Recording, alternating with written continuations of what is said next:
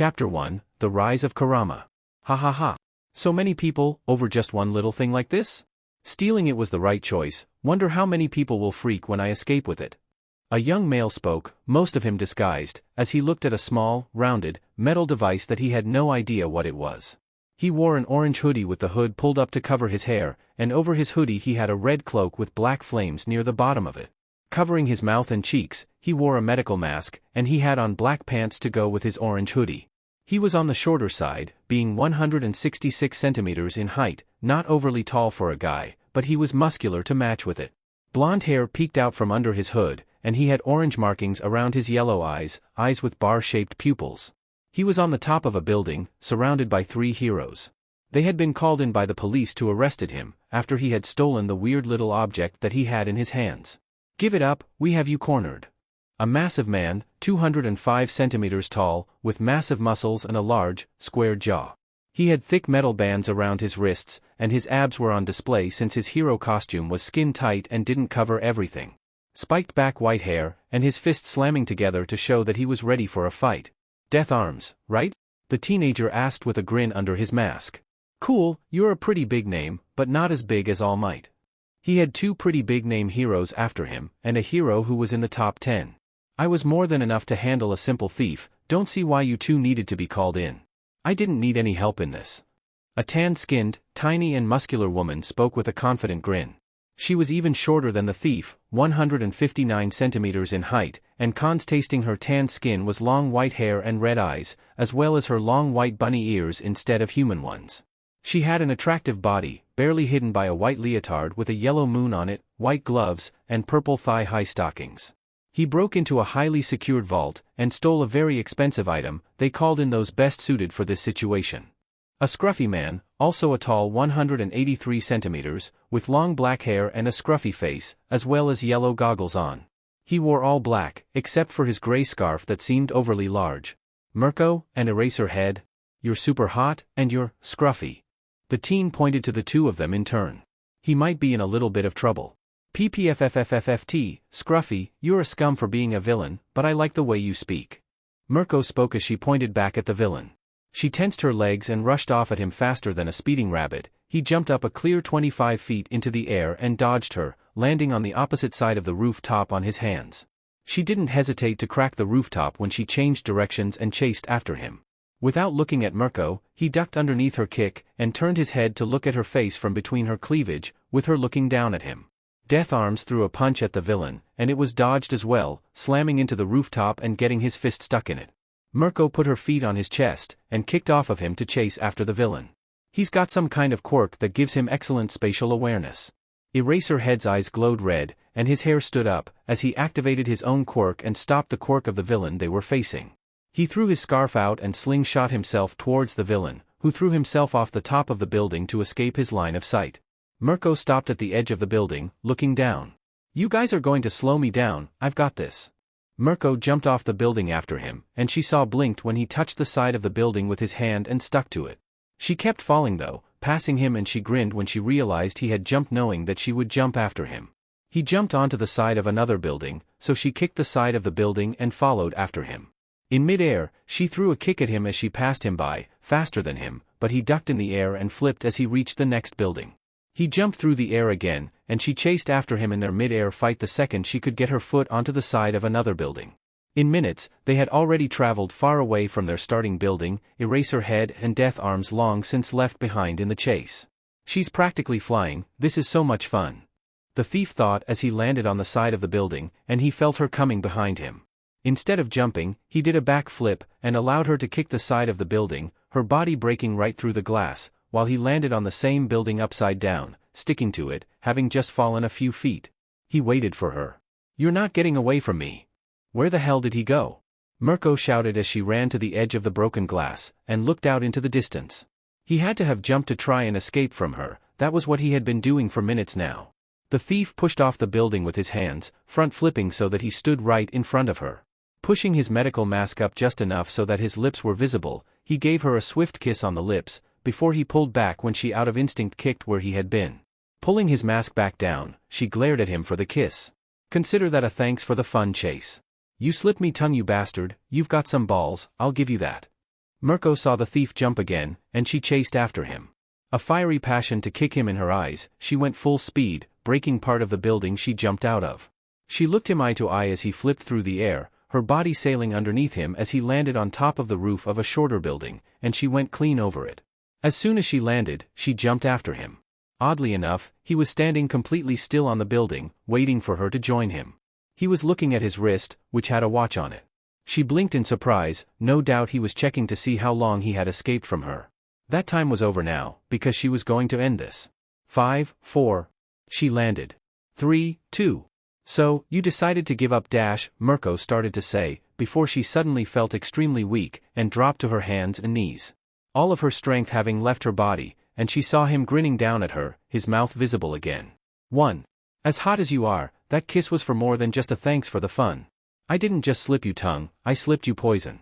Don't worry, it's not lethal dose or anything, but once it kicks in, it really packs a kick. The thief stated to her as he leaned down to her level once her arms started to shake from the effort of holding herself up. She barely had the energy left to even glare at him. He pulled out a knife. Shit, Mirko thought as he brought it closer to her. He cut open a hole in her leotard, right between her breasts, exposing cleavage. Pulling the stolen device out of his hoodie pocket, he dropped the device between her breasts. She fell onto her side, her arms not even able to holding her up anymore. Oh, I don't even want this thing, I just knew stealing this would be an awesome way to start this thing out. I'm not interested in stuff like this. The thief said as he pulled out a marker, and he drew a spiral on her breast, right above her heart. Grabbing onto her wrist, he started to strip her gloves off of her hands, taking both of her gloves. And now to collect my first trophy. Thanks Bun Bun, you can say you were able to steal that back from me, I don't mind. I've got what I wanted. He put her gloves in his pocket, and walked backwards towards the edge of the building. You bastard. My villain name is Kurama, remember that. With that, he was gone, taking a single step off the side of the building and dropping down into the alley below. Cursing her luck, but unable to follow him, she was forced to stare down at her ungloved hands. With Kurama. Phew, that one was closer, if she had actually hit me, I would have been screwed. Kurama spoke as he got out his phone and started to call somebody. Pulling the mask off his face, and taking his cloak off, folding it up and pulling it into his hoodie front pocket. His whisker-marked cheeks were revealed, and as he pulled down his hoodie his golden spiky hair was fully revealed. The person he called answered the phone. Sup Naruto, what are you calling about? Are you watching the news? Naruto asked with a wide grin across his face. He wondered if he had made news yet. He really wanted to see if his first crime had made national TV, or just local television. All Might stopped a weird villain from stealing some kid's body, but otherwise it was a pretty slow news day. Naruto clicked his teeth in annoyance, before he hung up his phone.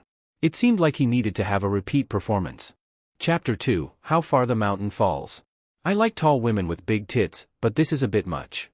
Naruto grinned under his mask, a sword strapped to his back, the goal of his weekly theft one would say. He had spent the last 3 months doing a different theft every week, making sure to commit his crime where a different hero was close enough to appear. Sometimes, he would come across some of them that nearly captured him, but other times he would actually defeat the hero and take something from them, leaving behind what he had stolen so that he could keep the trophy he wanted. He didn't want anything he stole. What he wanted was trophies from heroes, because it was one thing to steal, but to steal something from a hero and leave behind the object they chased him for. Now that was something else, he would be noticed for that for sure. Week 1, Mirko's gloves. Week 2, Bubble Girl's face mask. Week 3, Fourth Kind's rings. Week 4, Gunhead's vest. Week 5, Mirko's thigh-high socks. Week 6, Ms. Joke's bandana. Week 7, Snipe's cloak. Week 8, Ingenium's helmet. Week 9, Sir Night-Eye's glasses. Week 10, Mirko's neck warmer. Week 11, Mirko's hip guards. Week 12? I don't really know who this one is. Naruto realized that week 12 into his trophy collection, he didn't really know who the giant woman chasing him was. He also realized that he had been viciously chased down by Mirko more than the other heroes. He would have taken her gloves multiple times, but she just kept wearing the same type of gloves each time, since heroes all had multiple copies of their same suits.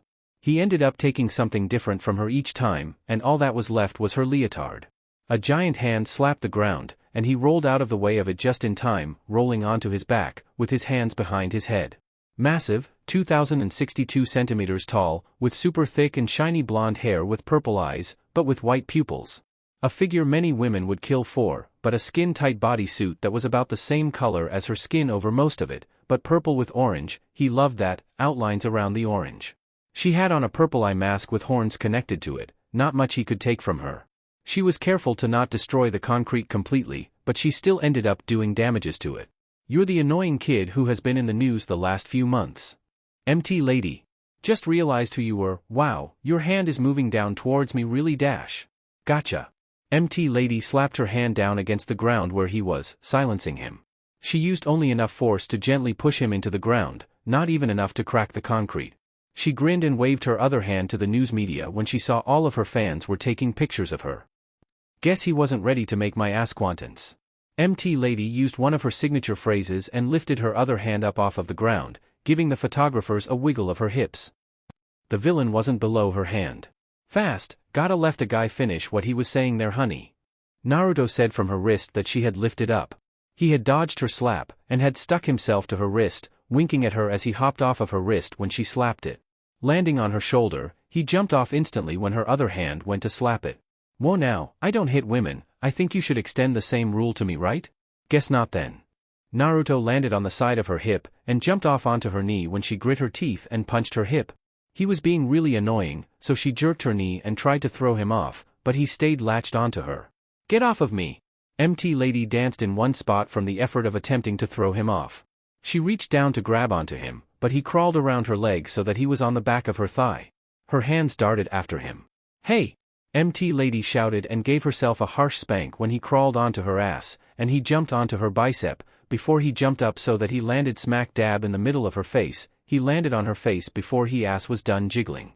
Who is just the cutest pro hero? Naruto reached down, and pat her nose a few times. You are. Naruto continued to baby talk her. She was a rookie hero, so that was going to anger her for sure. Feeling something jet at him from behind, he stopped sticking to her. MT lady punched herself in the face with all of her power, knocking herself off of her own 2 feet. Her body and costume started to shrink down in size as she was sent flying, knocked out cold by her own immense strength. Her eyes were already rolled back up into her head, and by the time she hit the ground, she was already mostly down to her real size. Once she was on the ground, she continued to shrink until she was back to a normal 162 centimeters. She groaned, quickly started to regain consciousness, hitting the ground, waking her back up. That was humiliating. MT lady started to get back up, and when she sat back up, Naruto was there. He stuck his fingers right into her mouth, surprising her, but she felt her pulse slow down as the poison took effect quickly. Dropping back down onto her back, Naruto looked at her. Just gonna take this. Naruto grabbed her mask and removed it from her head. Grabbing onto her, he stood up before the press got to their location. What are you doing? It was hard to breathe for MT lady, but Naruto jumped with her in his arms, and dropped her off at the top of the nearest building, away from the press. Naruto took his stolen sword, a historical one he took from a museum, and he looked down off the top of the building and saw the press was quickly gathering. Naruto took a deep breath, before he raised the sheathed sword up over his head. Kurama has escaped from the hero once again. I've taken my trophy, so I leave this item behind for the heroes to return to the museum. Naruto called out as he tossed the sword behind him, right on MT lady, since the press couldn't see her right now. Naruto turned around and looked down at the unmasked woman. Don't worry, MT lady, I'm only gave you enough poison to down you for 5 minutes or so, just enough time for me to make my escape. Naruto walked backwards, before he did a back flip off the other side of the building. Week 12, MT lady's mask. Getting out of his costume, Naruto packed it all away in the front pocket of his hoodie, and dehooded himself as he made his way out of the back of the alley. Blending in with the crowd by the time his eyes had turned from toad eyes to blue ones. He couldn't hide the giddy grin from his lips though, he was just so happy that he could add another trophy to his collection. His fame as a villain was growing. Mirko was really helping him become famous by going after him with such a fury. He wondered what hero he would take on next week. Did you see that? Kurama escaped again. For a villain who keeps getting away with his crimes, it's weird that he keeps returning everything he steals. Naruto grinned when he heard 2 men on their way to work speak about what he had just done. His fame as Kurama was on the rise, and he was just as famous as he was infamous, because he never actually kept anything he stole from the places he robbed. People were left feeling conflicted about him. He took clothes from heroes, but he never took the devices they used to assist in their quirks, and he never caused permanent damage to them. He took clothes that they easily replaced, and it left a lot of people wondering about what his motives were.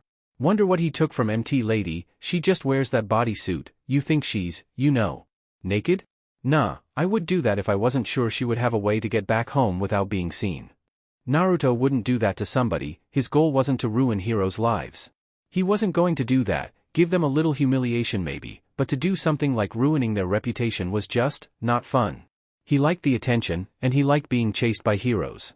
I'm more interested in why he keeps giving the stuff he takes back. Who wants some ancient stuff, or some weird gadgets I don't know how to use? Nah, I just want my little trophies. I'm gonna hang this one up right next to Mirko's hip guards. Naruto thought, grinning even wider as he signaled to a cab. He was going to get a ride back to his apartment, since he was a pretty far distance away from where he lived. He had to travel outside of his hometown to make this one happen. Naruto looked outside of the cab, glancing around, he saw Kamui Woods rushing onto the scene that he had left behind him. Naruto wondered when Mirko was going to rush to the scene, only to not find him there. She was pretty serious about catching him. Chapter 3. SSSSSOF fucking cold. Toads hibernated, and the cold was a nightmare to those with quirks that made them like creatures who had to deal with this issue. The cold months had descended on Japan, and Naruto had pretty much been forced to take a small break from his criminal behavior, much to the surprise of the news that reported on his strange disappearance. It would seem that if he wanted to stay in the news, he would have to commit another crime, at least 1 or 3 more if he wanted to make sure not to be forgotten or at least not to have his face vanish from the news completely. Do you hear me out there, Kurama? Just because you're laying low, doesn't mean I haven't forgotten about you. Nah. Naruto huddled up in his blankets, realizing with a grin that because Mirko was so determined to catch him herself, that she wasn't going to let him be forgotten. Every time she was on the news, she would send a message to him about how she was going to catch him. I'm so tired. Naruto laid on his side, and rolled around his bed so that he was wrapped with even more blankets. Maybe he would just sleep until spring. Oni-chan, /Ni-chan, we're hungry. There goes that plan. Naruto felt small hands pushing against his blanket fortress against the cold. Naruto unwrapped himself, and he looked down and saw 2 very different-looking children were staring up at him. A little boy who had the appearance of a polar bear, his quirk making him look like a humanoid polar bear. The little girl showed no visible signs of having a quirk, but she was only 3 years old, so she still had time. Yukuan, settle down. Burrow, okay, stop. I said stop, you little. Naruto jerked awake more clearly when they didn't stop pushing their hands against his face. More children, between ages 3 and 8 started to come into the room, close to 11 of them in total. Naruto could practically see on their faces just how hungry they were, so standing up, Naruto decided to get to it and make them something to eat. Thanks, Ni-chan. He wasn't their brother, and he wasn't related to any of them by blood, marriage, or anything that would make him any of their siblings. They just called him that, because he was the oldest, and he was the one that did everything for that. Naruto grabbed the smallest one of them, younger than 3, who was just a small baby being held by one of the other ones. Naruto let out a yawn as a baby played with his face, pushing his tiny hands up against his cheeks. Just so you guys know, I'm just making PB&J for all of you, except you get milk. Naruto jiggled the baby in his arms, and he was greeted with some cheers. Peanut butter was a luxury, quite expensive in Japan, so the fact he was making it at all showed that he was giving them a little gift for their taste buds. Truthfully though, he was just so tired that he didn't have the energy to make anything else without heating himself up some. Feeding them, that was his job, kind of. The Yuzu orphanage. The orphanage that had been started up by his mother, to help find new families for children with no parents. Well, at least that was what he had heard, since he had never met his mother or father personally. Ironically enough, his parents had died shortly after he was born, and had left him not just a part of the family business, but as a resident of the orphanage as well. While all of the other children were adopted, Naruto never had been, because this was his home in a way. Didn't matter though. He had his parents' dreams on his shoulders, all of the responsibilities they had were his now, and the future of these orphans were on his shoulders. When the caretakers went home for the day, it was up to Naruto to take care of the children after hours, since none of the caretakers needed to stay after hours now that he was old enough to take care of the young children.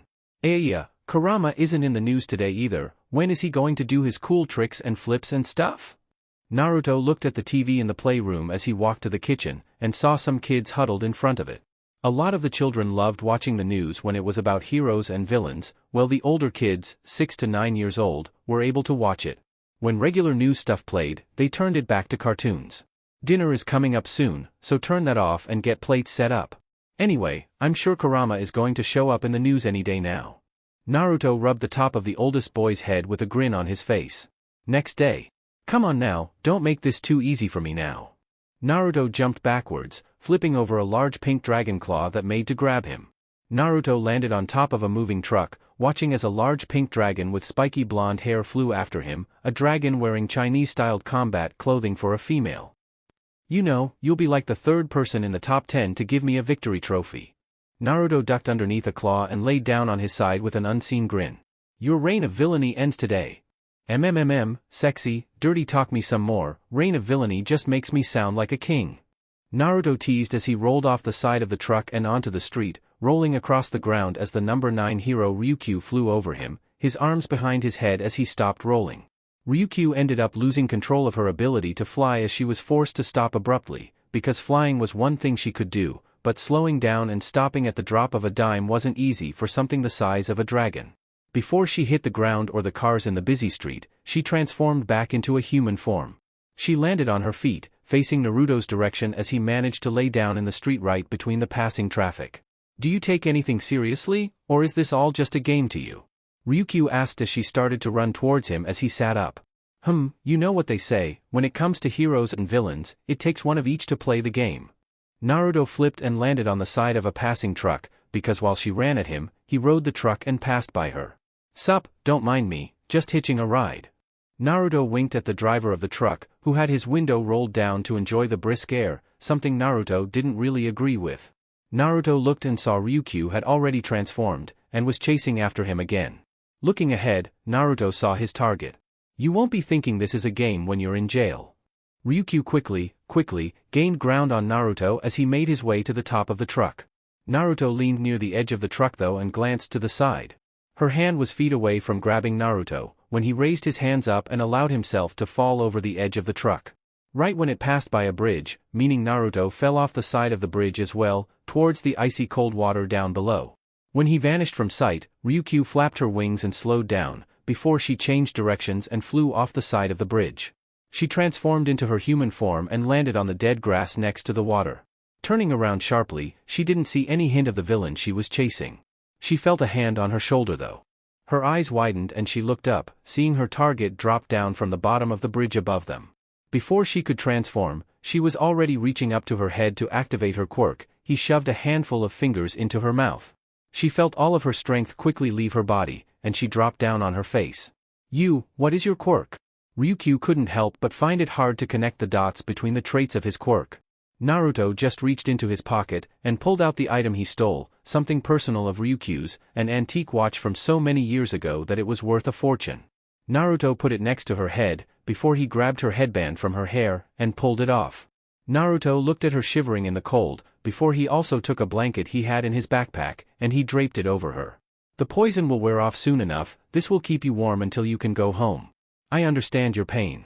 Naruto ignored her question and saluted her. Standing up, and looking towards the news who had arrived at the side of the bridge, Naruto gave a large bow to his audience. Another day, another trophy, and my dear Ryukyu here will always remember this as a day she won't be able to forget. Naruto jumped into the water next to him, and vanished underneath the currents. Later. Kurama is so cool. Naruto sat on the couch behind the children watching the video of what he had done today, absolutely huddled up in blankets and completely shivering. Jumping into the icy water had been a huge mistake, and it had nearly cost him big, even though it was a cool escape. Doing it had nearly put him to sleep on the spot, but thankfully he had been a little prepared and was wearing warming pads under his clothes. They saved his life and allowed him to get to a dry spot out of the view of the cameras. For hours though now, he had been unable to do much of anything, the cold was still getting to him that badly. Naruto grinned down at the children, though they couldn't see him do it since their eyes were glued to the TV. Now, he was going to take a few weeks to recover from this. Chapter 4. Oh, Kurama and Mirko are at it again. The citizens of the city of Tokyo were greeted once more to the sight of Mirko giving a heated chase after the rising star of villains Kurama. A few teenagers had taken to start wearing orange hoodies because of how cool the new villain was, and some clothing items were becoming really popular because of it. You can catch him, Mirko? She's got nothing on you, Kurama, show her that you are just way too slippery. Naruto grinned as he back-flipped over a crowd of people, and Mirko landed in front of him. She spun in the air and kicked at him, spinning around and throwing a punch at him the second he kick missed. Naruto had updated his villain costume. Instead of wearing a medical mask like usual, he had actually bought a black mask to cover the lower half of his face and neck. Since it was the dead middle of the winter, this was not only to make him look cooler, but to also keep him warmer through the cold months. Mirko was really on fire with her combos. She threw her power around, and her speed was nothing to scoff at either. Naruto's agility though wasn't something that was easy to handle, even for the hero who dealt with him more than any other hero. His agility wasn't a threat, were it not for the fact that he was so unpredictable, not having the usual thought process of a villain. Mirko was grinning. "You're heading down to jail with me, punk." Mirko put her hands on the ground, and did the splits, spinning around and throwing a dozen fast kicks his direction. Naruto leaned backwards, and she fired off a downward kick, so he flipped as she shattered concrete. She was wearing replacements for all of the costume parts that he had stolen, and he had stolen multiple copies of things from her, but never the leotard. He had never escaped her in a place where he could steal that without leaving her naked in public. Naruto's grin was more easily visible through his current mask. "Ah Bun Bun, I really do love it when you're feisty." Naruto leaned forward as she corrected her posture, and tapped his finger against the tip of her nose. With her teeth, she made to bite him, but he jerked his hand back. "Now that was just rude, here I am dash." Naruto sidestepped a punch aimed at his face, and spun around and swung her leg after. Ducking her kick, he reached up and grabbed her leg, her power throwing him into the air. "Just loving that cute whittle button nose you have, and you attack me." Naruto grabbed onto the traffic signal, spun around, and balanced on top of it. Mirko blushed in anger, covering her nose with her hand even as she jumped towards Naruto again, landing on the traffic signal with him. She was agile too, and she was able to continue fighting even on the cramped space. "Hey punk, what the hell are you even doing as a villain? If you're so skilled, why the hell aren't you applying for a hero school? Instead of causing all this trouble." Mirko uncovered her nose and started to throw some punches. Her arms weren't even close to as strong as her legs, but she had enough strength in her muscle to hurt a grown man with ease. Naruto dodged by slipping so that he was standing upside down, defying gravity as he looked upwards at Mirko. She jumped off the side and used her hands to hang onto the traffic signal, before she started to throw kicks at him as she hung. He dodged as if he were standing the right way up. "I think the real question is, why are you still single, men too afraid of being choked out by your thighs? Let me tell you, that isn't the worst way to go." Naruto avoided the question completely as he teased her some more. Mirko watched him drop and land in the back of a moving truck, so she swung around and soared through the air, landing in the bed of the truck after him. "No, seriously, if you were a serious villain, I'm pretty sure a ton of heroes would be dead. You would be a real threat to heroes if you weren't so weird for a villain." Mirko couldn't understand why anyone would waste such skill on something like collecting hero trophies like this. She would say theft, but he never actually completed his thefts. He returned the item he stole every time, because they were never his objective. The other heroes just think you're some punk, or an annoying kid, but on your debut as a villain, you took me down. You've never thrown a single punch at a single hero, or threatened even a single civilian. Mirko had never seen this villain attack even a single person, even when they were attacking him. He only ever evaded them until he was able to take them down in a rather non-violent way. Even now, he jumped off the truck when she aimed a high kick at his chin. He rolled across the street and onto the sidewalk, and she was quick to follow him, and try to slam her foot into his chest. What? His non-violence aside, she still wanted to hurt him for escaping her so many times. "I've never really been in a fight, and it doesn't sound like fun to hurt people." Naruto did answer that at least as rolled from his back to his feet. It was getting a lot harder to escape Mirko. She was getting used to the way he evaded her. Usually, he would have already given her a kiss and knocked her out. Mirko, since she was the first person that he escaped from, was something of a special hero. He liked to finish her off the same way each time, and almost chased kiss to the lips. She was grinning when she realized the same thing as him. "Having a hard time." "Of course I'm going to be hard, you keep showing off those thighs and ass all the time." Naruto made a joke of her statement.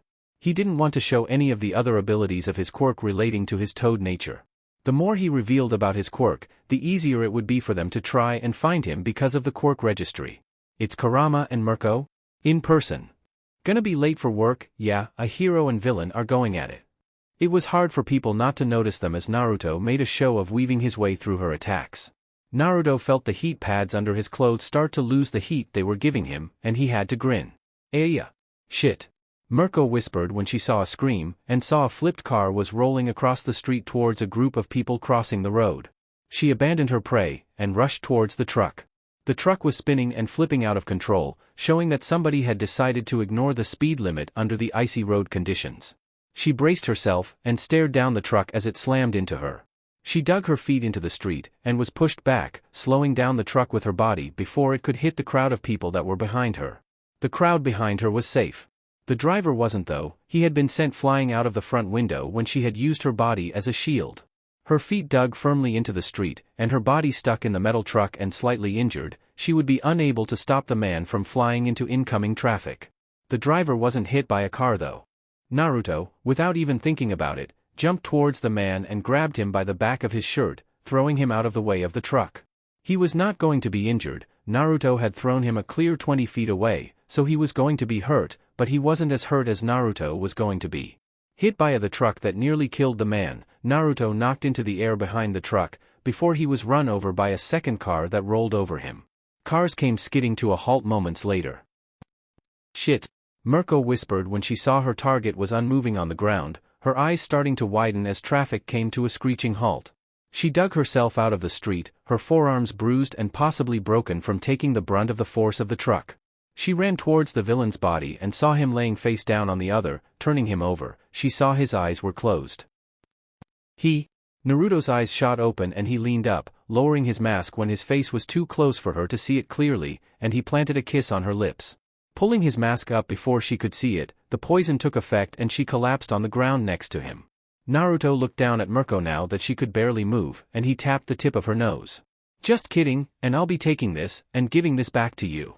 Naruto stood up and tossed her a new phone that he stole, after he took her fuzzy neck warmer again. Standing up and winking down at her, Naruto jumped up to the top of the nearest building as more heroes started to arrive. You punk! I'll get you! Several minutes later. Oh my god, this hurts so much. Fuck, shit, damn, this was the closest chase yet, but damn wasn't it fun. Naruto grinned as he looked at the bruises that were forming on his chest and back, where he had gotten hit by a truck and run over by a car. His body had moved on its own, and this was the price he had to pay for his act of heroism. Maybe next time I'll go see how much luck goes with Eraserhead or Midnight. I haven't taken anything from them, you. Naruto groaned in pain. Forcing himself to stand up, Naruto started to walk normally, out of costume, in the direction of the orphanage. Right now, the caretakers were on duty so they were watching the kids, but it was approaching 6, and the kids needed somebody to help them with their homework, and make them a snack before they went to bed. He was going to be hurting tomorrow. Chapter 5. I've got ice dash. Naruto, coming home from the store, raised his hands up with a grin on his face, had his grin completely vanish from his face when he saw a pro hero was sitting amongst the children in the middle of the room. Naruto almost dropped his bags when he saw it was a famous pro hero at his home, and he was a villain. Also, a very seductive hero. Oh great, these kids were just telling me about how great of a big brother you are, I can see why. The taller-than-him woman, even without heels on which were at the front of the door with the rest of the shoes, spoke as she rubbed the head of one of the young boys who had his head resting on her thighs. She had long, spiked black hair, and the same shade of blue eyes as him. She wore a tight bodysuit underneath her BDSM gear, her hero outfit, which complemented her seriously attractive body. She looked naked since the skinsuit was the same color as her skin, just a shade lighter. Midnight, the 18+ only hero. He was a teenage boy. Naturally he knew who this bombshell was. Nichan/Oniichan. Naruto was surrounded by children, other than the smiling boy who was having his hair pet by Midnight. Naruto didn't take his eyes off of Midnight for even a second, and she just smiled at him and gently pushed the boy off her lap. Naruto started to hand out small tubs of ice cream and plastic spoons to the children, handing each their favorite ice cream. A hero at this little orphanage. I'm surprised, usually it's the other places that get visits from heroes. Naruto forced a smile on his face. Naruto blinked and did a head count, noticing that the triplets were missing. Where are Dumb, Dumber, and Dumbest at? Naruto used his affectionate names for the triplets. Naruto averted his eyes from Midnight, now only 3 ice creams tubs, small-sized, left in the bag. They got adopted. Ah, good for them. Naruto smiled wide when he heard that. A couple adopting all 3 of the triplets was great for them, not being forced apart from their siblings. I guess there are extras now though. Naruto glanced over at Midnight, who was walking towards him and reached into the bag, taking a cup out. These look just dash. Midnight licked her lips sensually. Delicious. Midnight gave her shot at teasing Naruto, breaking the ice so to say. She saw his guard was still up higher than most teenage boys, so she just peeled the top off the ice cream and used the small spoon to take a bite. They were extras, he wouldn't mind. I'm sure a hero like you isn't just here to talk to kids.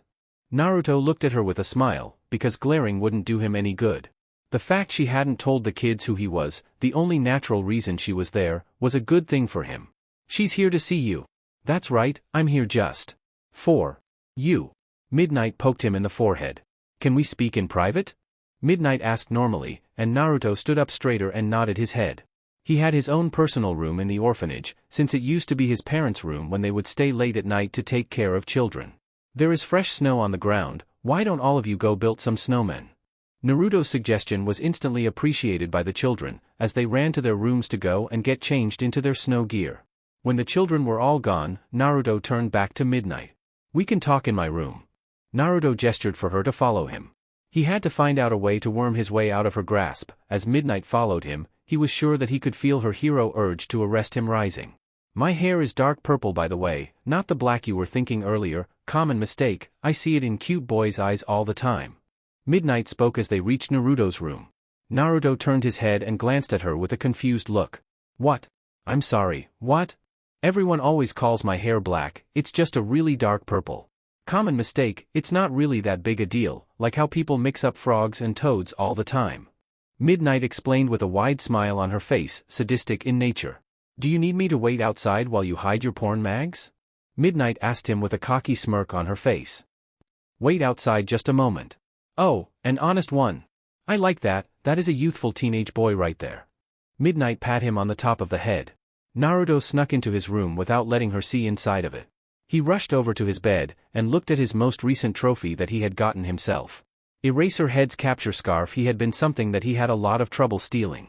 With Eraserhead making it difficult to use his quirk normally, but he had taken it. How did Midnight find out who he was? Naruto grabbed all of his hero trophies he had around the room, and threw them into the closet. Naruto closed, and locked up, his closet, tossing his own villain costume into the closet as well. Okay, you can come in. Naruto called out, and he sat down on the bed, his hand slipping underneath his pillow and touching his hidden knife. Midnight walked in with a seductive hip sway, before she sat down at the chair in front of his desk, turning it to face him as she crossed her legs.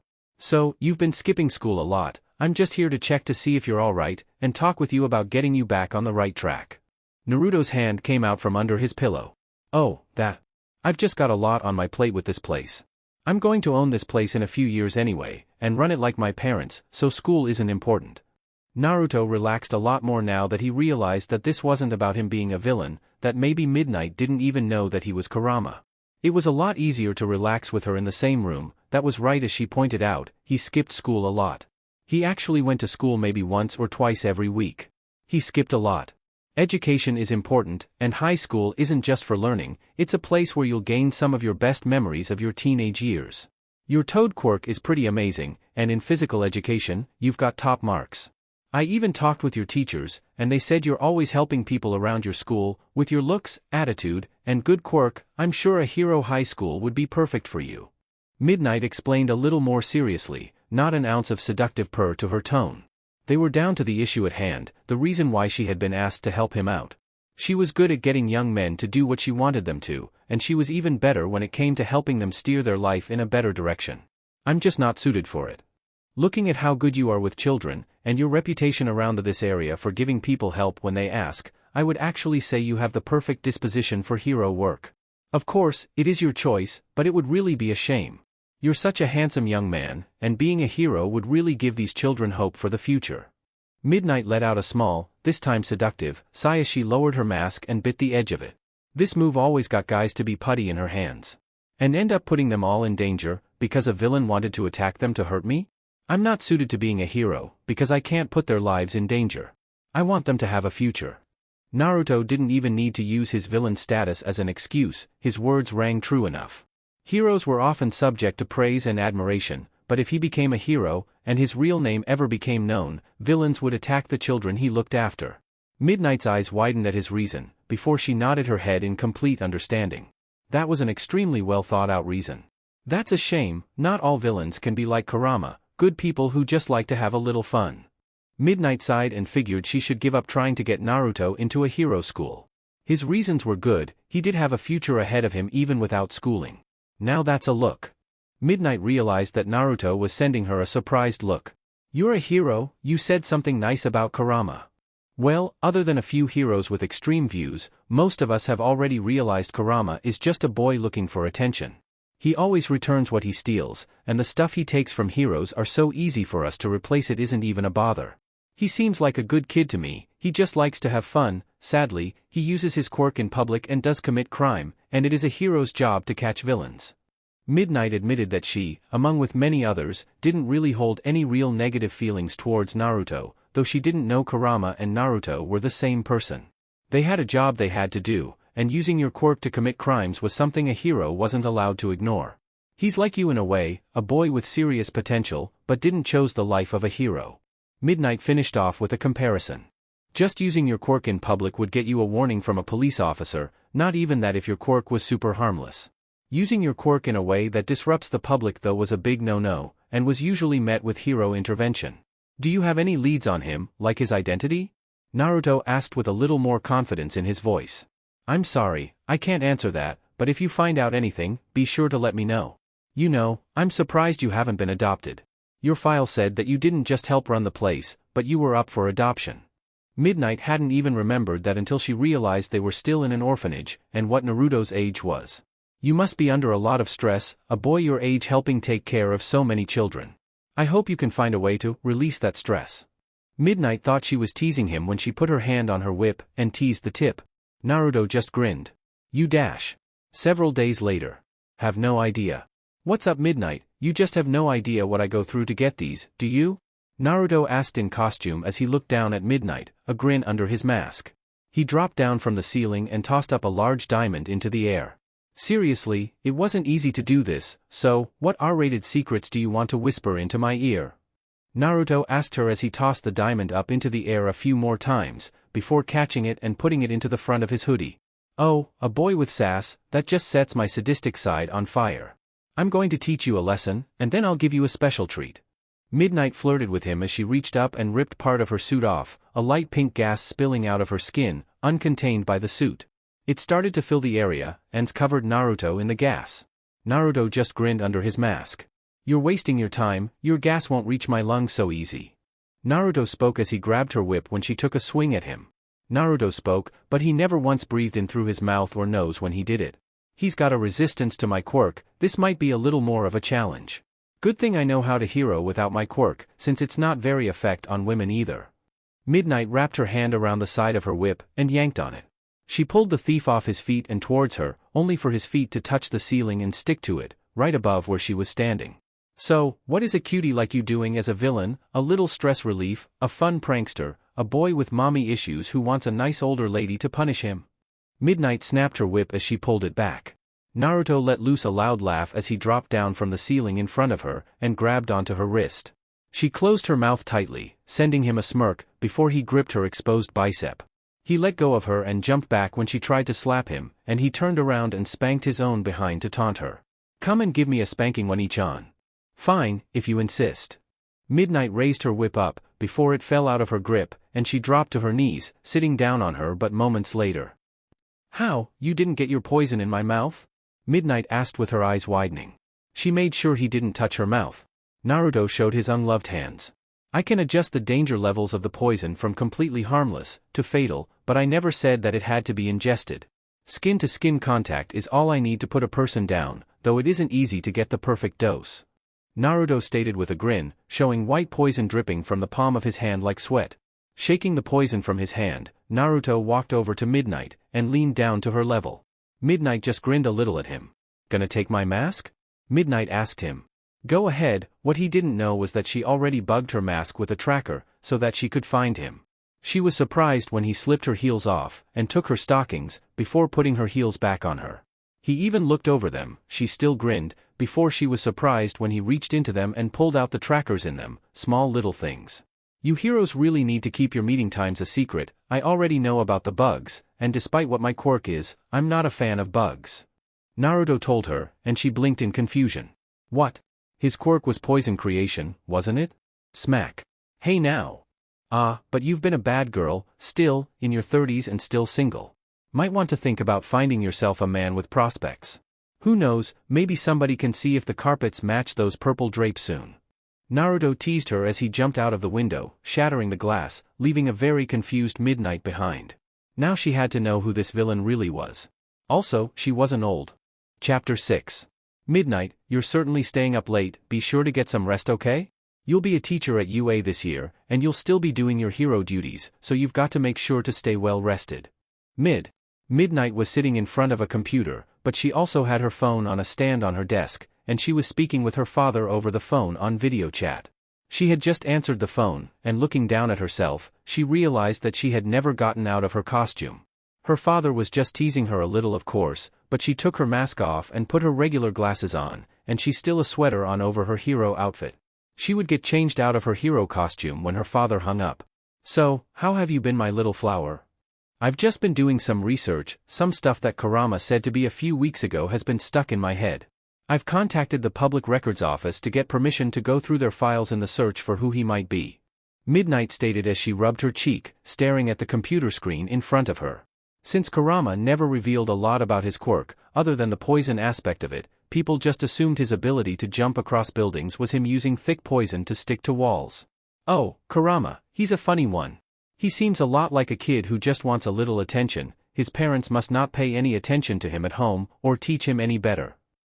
Poison, sticking to walls, and he made a joke about bugs. In Japan, even when I narrow it down, there are still hundreds of people with quirks that cover these basics. There is the Azui family, all of them have the frog quirk. Midnight explained it to her father. There were dozens of people with the frog quirk, multiple dozens on both sides of the Azui family, who had a tradition of producing a ton of people with that quirk. There were a dozen of animal-related quirks that allowed for all of those basics, and she was able to narrow it down a little by searching only through the males who were between 13 and 17 years old. Still, she had dozens of suspects even as she looked through those names as well. Ah, I don't understand your hero work. Speaking of family, when are you going to settle down and start one of your own? I want to hug a grandchild before my time comes. Her father spoke with a firm tone, and Midnight sputtered for a moment in shock, having not expected that. I'm not that old. You're already 30, dear, and you're not getting any younger.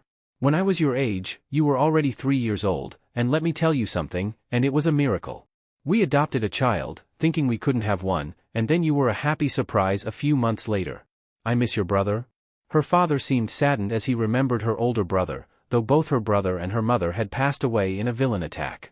She nodded her head in agreement, since she missed them too. It was just her and her father in the family now. I'm just fine, and I'm not old yet. I'm just not super young is all. I can't afford to settle down right now, or take care of a baby. With pro-hero work and being a teacher, I just don't have the time to raise a child who needs a lot of attention. Midnight blinked a few times, before a wide smile started to cross her features. She looked through the list of people with quirks that would fit the bill of what Kurama's quirk might be. Naruto Uzumaki. Though, he couldn't be Kurama, since Kurama had yellow eyes with bar pupils, and their personalities were different. Not to mention, Naruto spent most of his time at the orphanage with the kids he helped out with. Still, seeing his name in the list, and her talk with her father, combined with her own thoughts, had given her a very great idea. A few weeks later. Man, this one sucked. You're without a doubt the closest one to having captured me, but still no dice. Naruto sucked in his breath, poison dripping from any part of his exposed skin. Once more, he had been faced with another member of the top 10. This time the number 10 hero, Gang Orca, a very large man with a body that looked similar to a killer whale, with all the abilities of a killer whale to back up his appearance. He was strong, fast, and the way he could paralyze somebody with sonic waves had been tricky, though thankfully his own toad abilities also made him stronger, faster, and more durable than a normal person. Also, since his quirk included toad abilities, including creating sound waves of his own that he had been able to use to neutralize Gang Orca's hypersonic waves, and prevent himself from being paralyzed by them. Just what is your quirk? Gang Orca asked politely as he laid down on the ground, his face against the concrete. All of his sidekicks were surrounding him as well. After he had gone down in the battle, though, his opponent never actually threw an attack. They had tried to capture Kurama for him, only to fall to the poison as well. Poison alone can't neutralize my sound waves, or enhance your body to be as fast or evasive as you are. Gang Orca looked out of the side of his eye at the one who defeated him. Naruto looked down at him, and took his trophy, his red tie, and put it into his pocket, before he calmed down his breath. Now that would be. Naruto's phone started to go off, and he looked at it, and saw it was one of the caretakers from the orphanage. That was weird, they usually never called him until they wanted him to go and get something for the kids while he was out and about. Naruto jumped up and landed on the side of the building, before he started to hop higher and higher, until he was on the top of a taller building in the area. "Sup, you're speaking with Naruto, watcha need?" Naruto answered his phone now that he was out of earshot of any heroes. "Where are you right now?" "Just taking a walk, gotta stay in shape and all that jazz, why are you calling me? Shouldn't you be taking care of the kids?" Naruto asked, since they had a job to do, and they should be doing their job instead of wasting time talking to him. Yeah, it was technically their job to take care of him, but in a few years, he would be their boss. The relationship between him and the caretakers was an odd one, they made sure never to get on his bad side since it could affect their job in the future.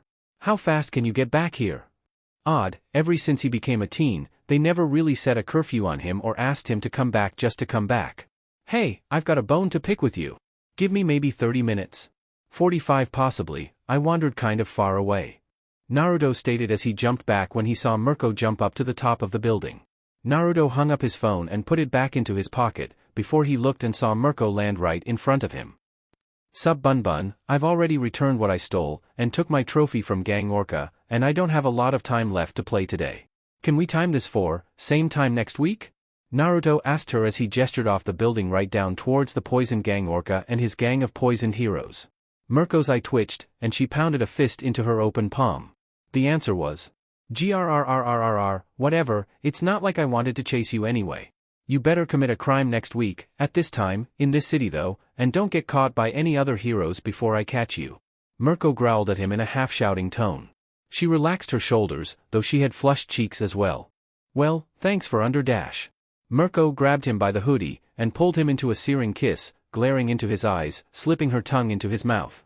She let go of him and disconnected, before she stepped back. Naruto was shocked when he watched her go faint from taking some of his poison. His body was still coated in a fresh layer of poison he had yet to allow to fade thanks to his recent encounter with Gang Orca. "I'm still a pro hero, dumbass." Mirko collapsed onto her side, and glared up at him. "If I let a criminal escape, while being able to chase them, I would be a failure as a hero.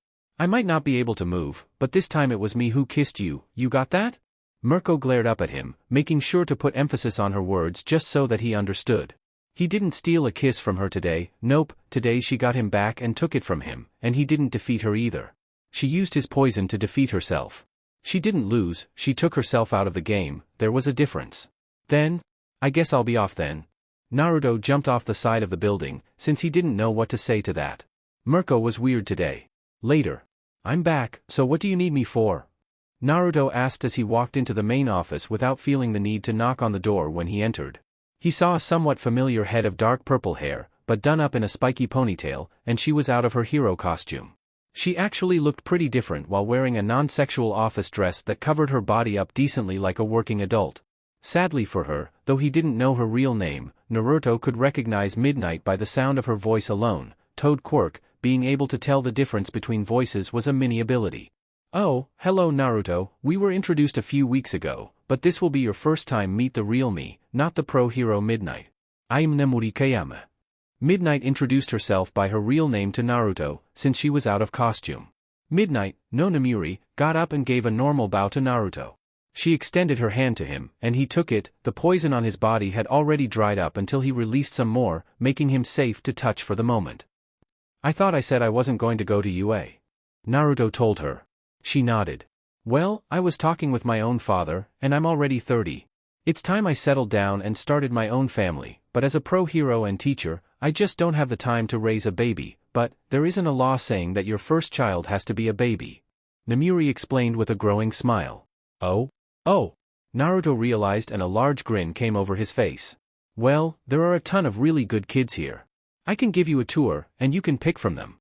They've all got really cool quirks, and I've made sure they're really well behaved." Naruto hadn't expected her here to adopt, and if that was the case, he would make sure to match her up with the perfect child for her. He grabbed her by the wrist, and started to pull her. "I'll take you to the girls' rooms first. As a single woman, a girl might be better for your lifestyle, but if you're looking for a boy, we've got really good boys here too." Naruto was excited. Another of his kiddos was getting a real home today, and starting their new lives with a family of their own. instead of their little makeshift family, one that was always falling apart. I've already picked. Oh, well, that is cool too, just tell me their name and I'll go dash. Naruto Uzumaki. No. I'm too old, nobody wants me, my quirk is Toad, totally lame, and I'm going to turn 16 this year. Naruto stated as he waved her off. She was joking, this was his home, the place his parents built together. It was his destiny to be here forever, taking in kids and finding them homes. You're also up for adoption, like any child here. The head caretaker spoke to Naruto from behind the front desk. Naruto was stunned. Namiri smiled. You're right, you're 15. You're old enough to understand I won't always have time for you, and you're a good kid. You should be allowed to experience your own youth. So I adopted you, it's not much, but welcome to my small family. Namiri smiled and extended her arms to hug Naruto. When she had met him weeks ago, she had thought it was sad that a young boy was being forced to spend his time looking after others, instead of being allowed to chase his own dreams, and take care of children that would just leave him. Kurama mocking her, and her father calling her to ask her about her settling down, had made her remember Naruto and the orphanage. Then, she remembered that everyone could win if she adopted him. Her father would have a grandson, she would have started a family with a son that was mature enough to not need all of her attention, and Naruto would gain a family with her so that she could give him her unspent maternal love. Naruto wasn't smiling, and he didn't even make a move to hug her. You. Naruto looked at the caretaker with fury in his eyes. Just like any child, you're up for adoption, if a viable parent wishes to adopt you, they can do so. Though, since you were adopted, your father's will states that this orphanage will transfer to the government so that you can fully enjoy your new family. Naruto stopped shaking. Fine. I'm not taking your name though, if my name is the only thing I'm keeping from my parents, I'm not going to lose that. Naruto spat out, his words as harsh as poison. Namiri's smile softened. She didn't say anything though. Though she knew this was what was best for him, so that he could actually experience life, she knew this was going to be a very hard transition for him. She was changing his life, a life he had become accustomed to, but she was old enough, though still young, to have the life experience to know that he needed more experience in life, to see if this was the path he really wanted to take. Hopefully, he would come around and see it her way. Chapter 7. Okay, I'm going to be honest. I totally didn't know you would be losing your inheritance, or know about any of the will. I just lost the orphanage, not my inheritance, my real parents. Naruto sat in a car with Namiri, frowning deeply, he had been silent and it had been awkward for a while. Wanted the person who adopted me, to not have access to the other children, to protect them. Naruto stated with venom on his tongue. Not against his parents or the children, in a super-powered world, this was the best thing for the other children. His parents had died in an accident that had been caused by a villain and hero fighting, neither of them were heroes in the way that people judged others these days. They were just the heroes of children with no families, which was more important in Naruto's view. His parents had no doubt, through years of raising lost children, realized that they could die and leave him an orphan just like the others. So they wrote their wills with both him and the orphanage in mind. Protect?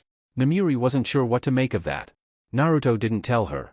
The orphanage was a great place for a dangerous villain to get their hands on easy-to-train minions with quirks, ones who didn't have families, and thus could be trained into super-loyal lackeys. People would do what they could to get their hands on the children, and the best way to do that would have been to get to Naruto, but by adopting Naruto, one loses out on gaining the orphanage.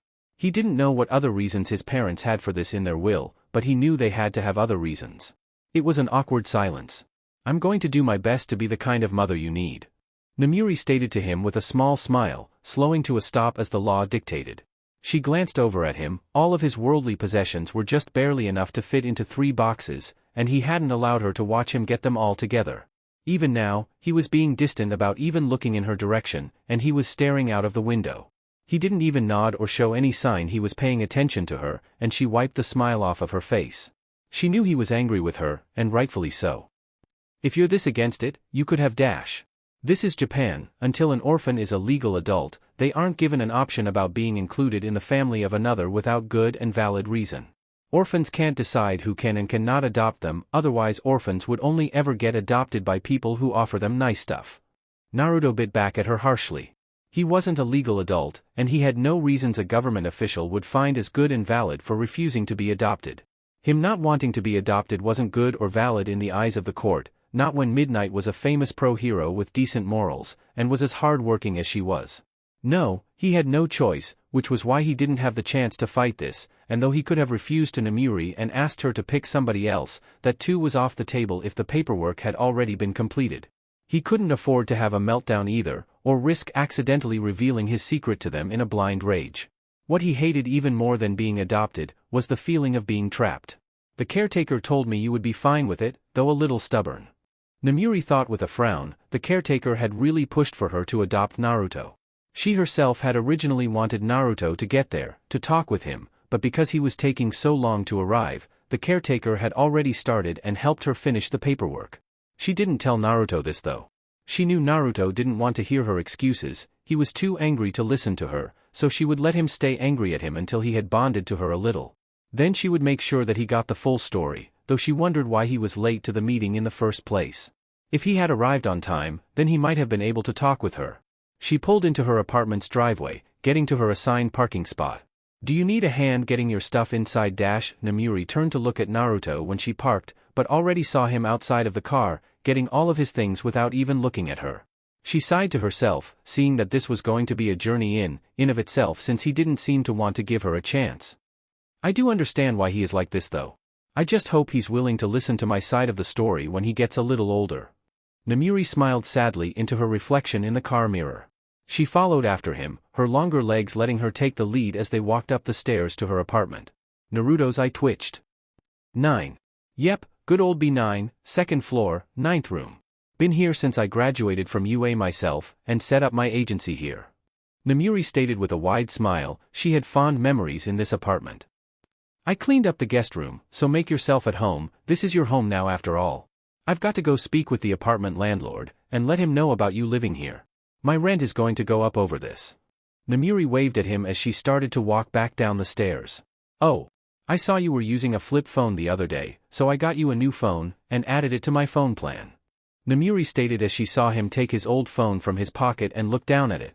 Right, his phone was going to be taken off the orphanage data plan, since he was no longer going to be living there, so he needed a new phone and a new number. Naruto walked into the clean apartment. The only thing dirty about the place was Namuri's midnight costume was laying on the couch, and she had her old costume hanging on the wall before she had been forced to change it. Naruto passed by the table, and saw that his new phone was there. It wasn't the newest model, nor was it a used one either, it was a decent phone that was leagues better than his own. It had a sticky note on top of it though, so he looked at it. Welcome to the family, plan. Heroes and their jokes. Naruto grunted as he put the phone in his pocket reluctantly, since he didn't have a choice in the matter but to accept it. His own phone was going to be useless soon enough. He saw Midnight's room, and he saw an open room that he could see was recently cleaned, so his room. He ignored everything else and walked into the room, and set his boxes down. There was a dresser, a closet, a bed way nicer than his one at the orphanage, and he had a portable heater next to the bed, a heater that looked brand new. Yep, since it's still pretty cold, and I keep the apartment on the cool side, I figured you would be more comfortable if your room was warmer. This was made for people with quirks that don't deal well with the cold, you can leave it on, and it won't cause any fires either, figured you might want it. Naruto wasn't surprised when Namuri walked up behind him and stated that, twisting the knob on the heater and turning it on. A gentle, warm breeze started to flow out of it into the room, and Naruto noticed that there were several other things in the room that seemed to be new as well. She won't buy me off. Naruto turned his head away from Namuri with a glaring glance into her direction. Yeah, I looked up the toad quirk, so I tried to make this room comfortable for you. Got a humidifier to keep the room nice too, and I got permission to paint the room, you seemed like a vibrant guy.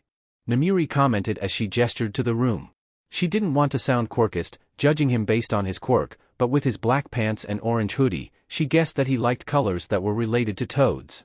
Green, brown, orange, red, and black.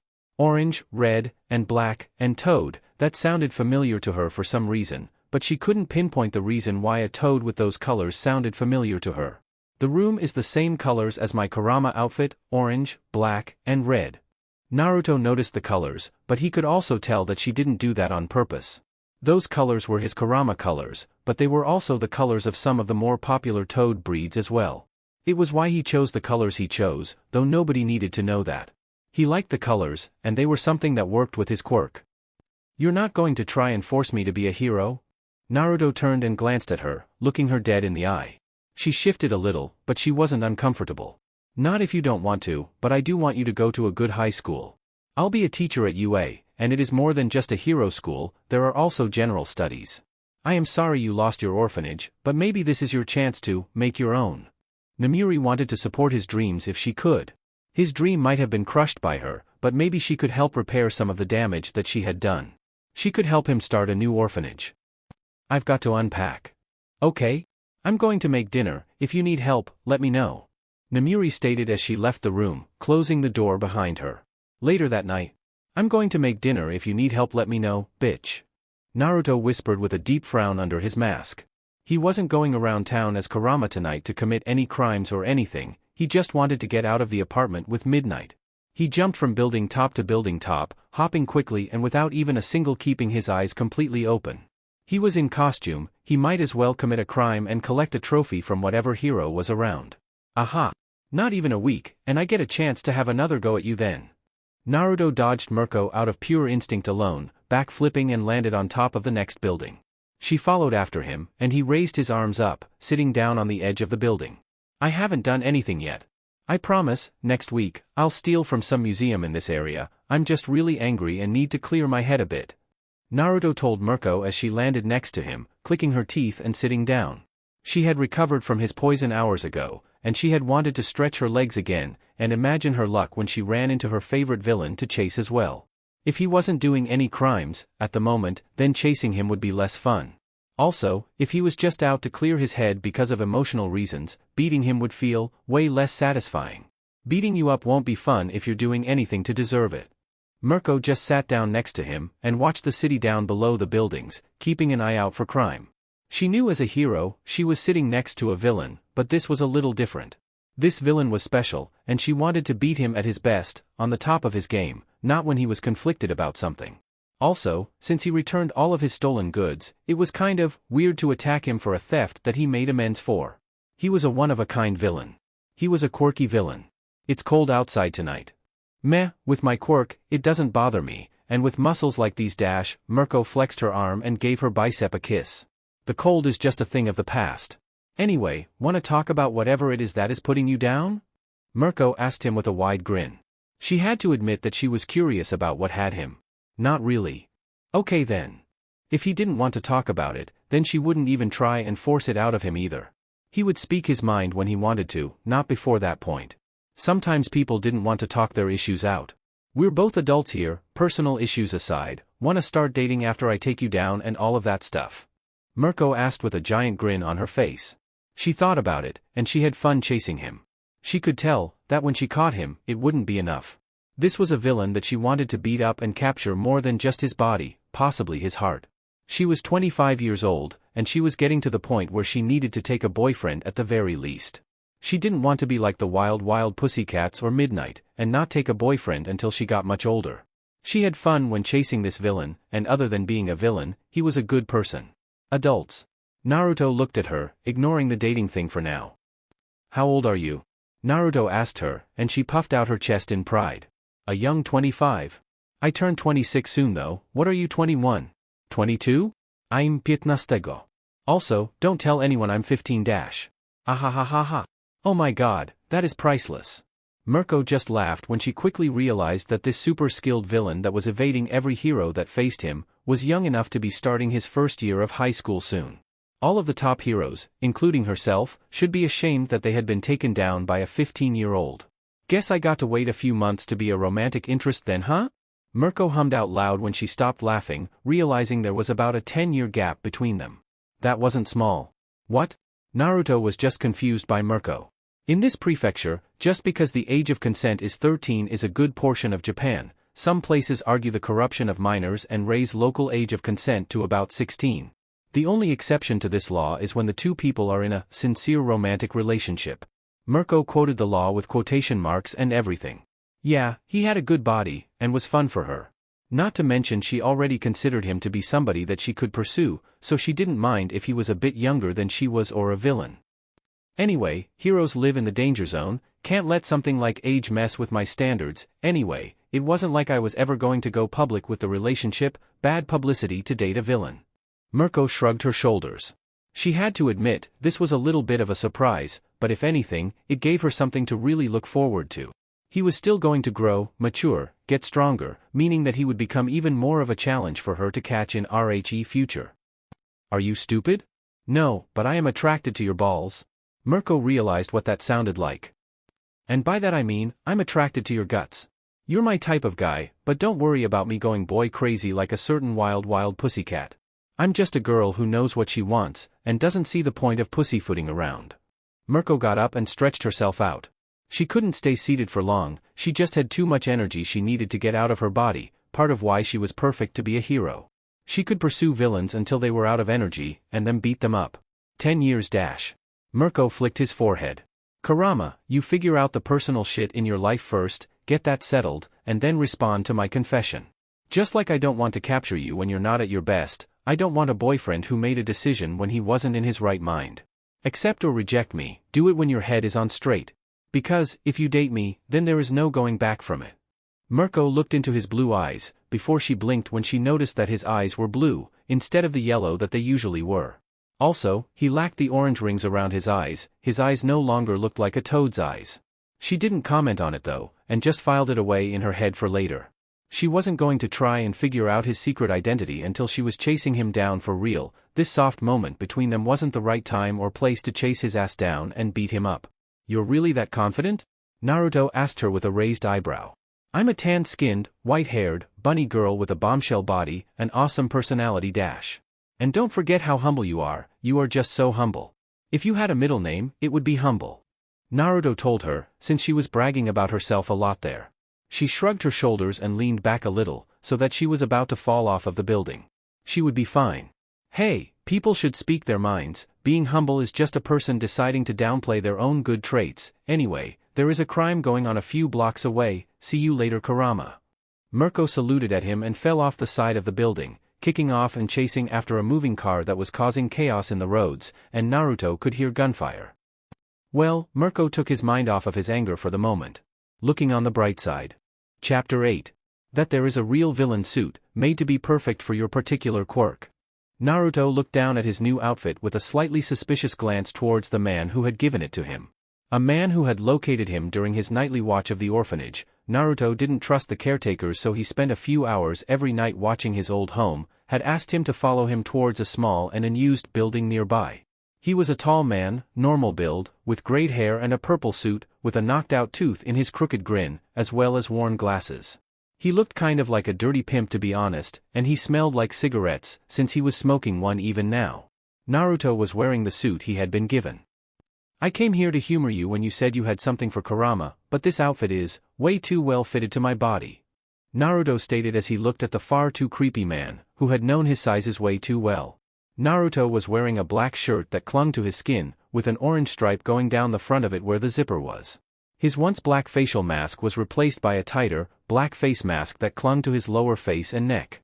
It was super easy to breathe in, and it had a small slit that was covered by cloth so that he could easily make use of his mouth without lowering his mask, the slit invisible to the naked eye. He wore tight, but comfortable, black pants with an orange stripe going down the side of each of his legs. His cloak had been replaced by a short-sleeved cloak, this cloak having a hoodie connected to it, meaning Naruto's forearms were exposed. The cloak itself stuck to his body pretty tightly as well, and it was open in the front. Finally, Naruto was wearing pure orange shoes, with the soles of the shoes being black and flat. Getting your sizes was easy Kurama, and seeing as your quirk lets you secrete poison from your body, having your arms exposed makes sense. Not to mention, the material will keep your body heat in more easily, perfect for a toad. The man spoke with a smirk still on his face. Naruto's eyes narrowed, before he looked at the clothes. Usually when he was in criminal mode, he took off his shoes so that he could stick to buildings more easily. These clothes were made for people with a toad or frog quirk, allowing him to make better use of his abilities.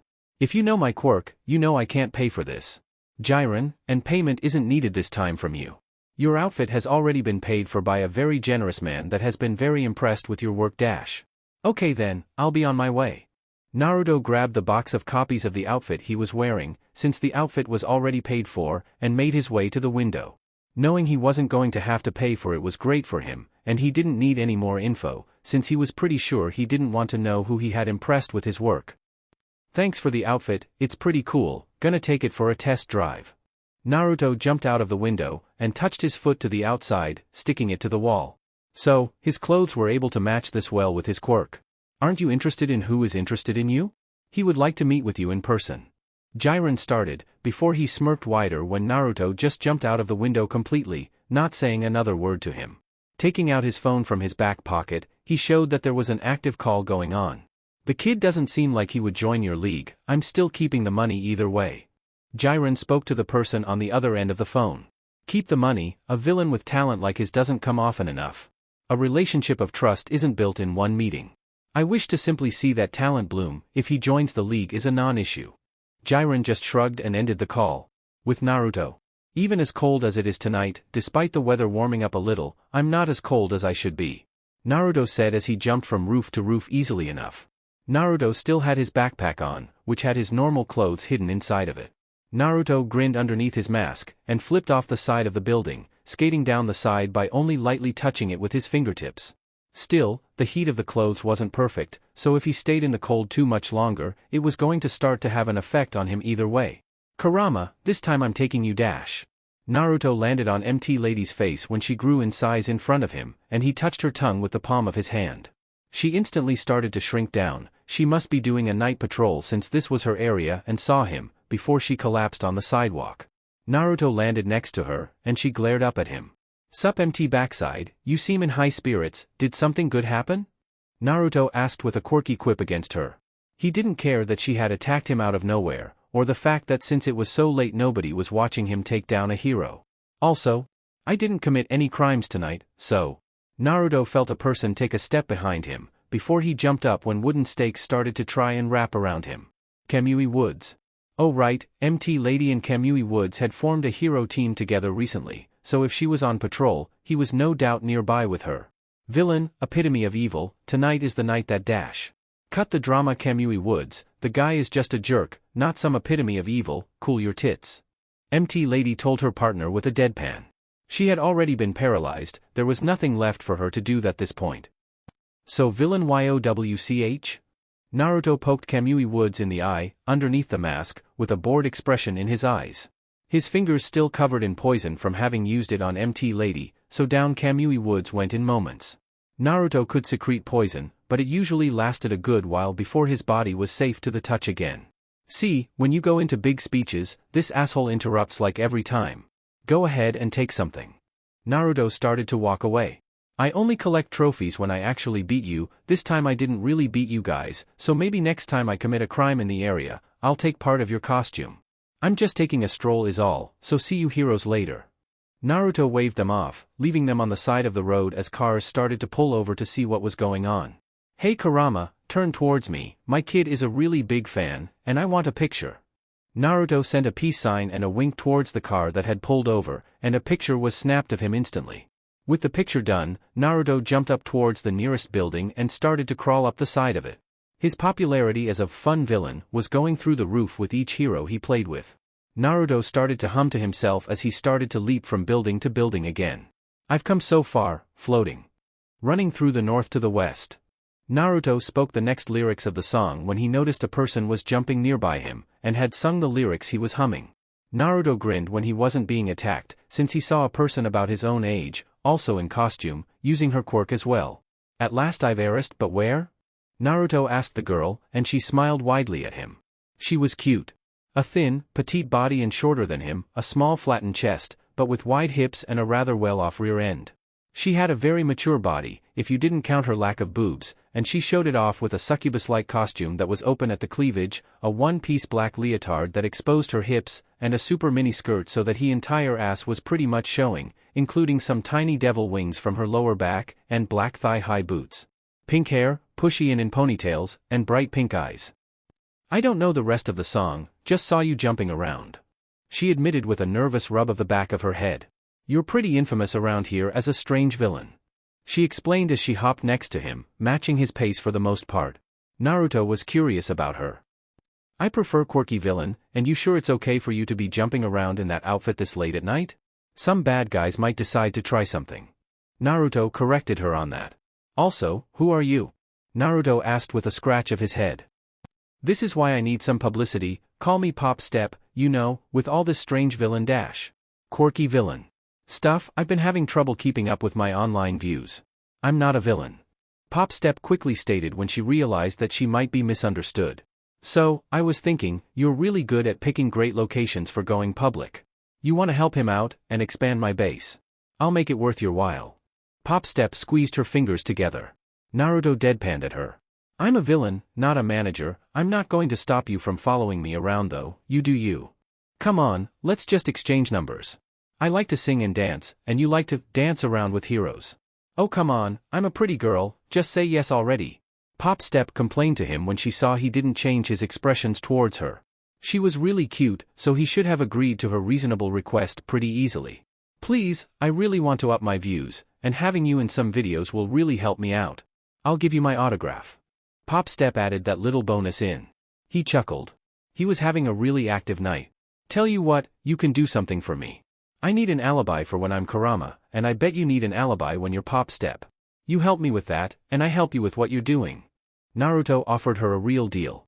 She paused, before she smiled. Deal. Naruto extended his hand to her, as they were jumping, and she took his hand happily.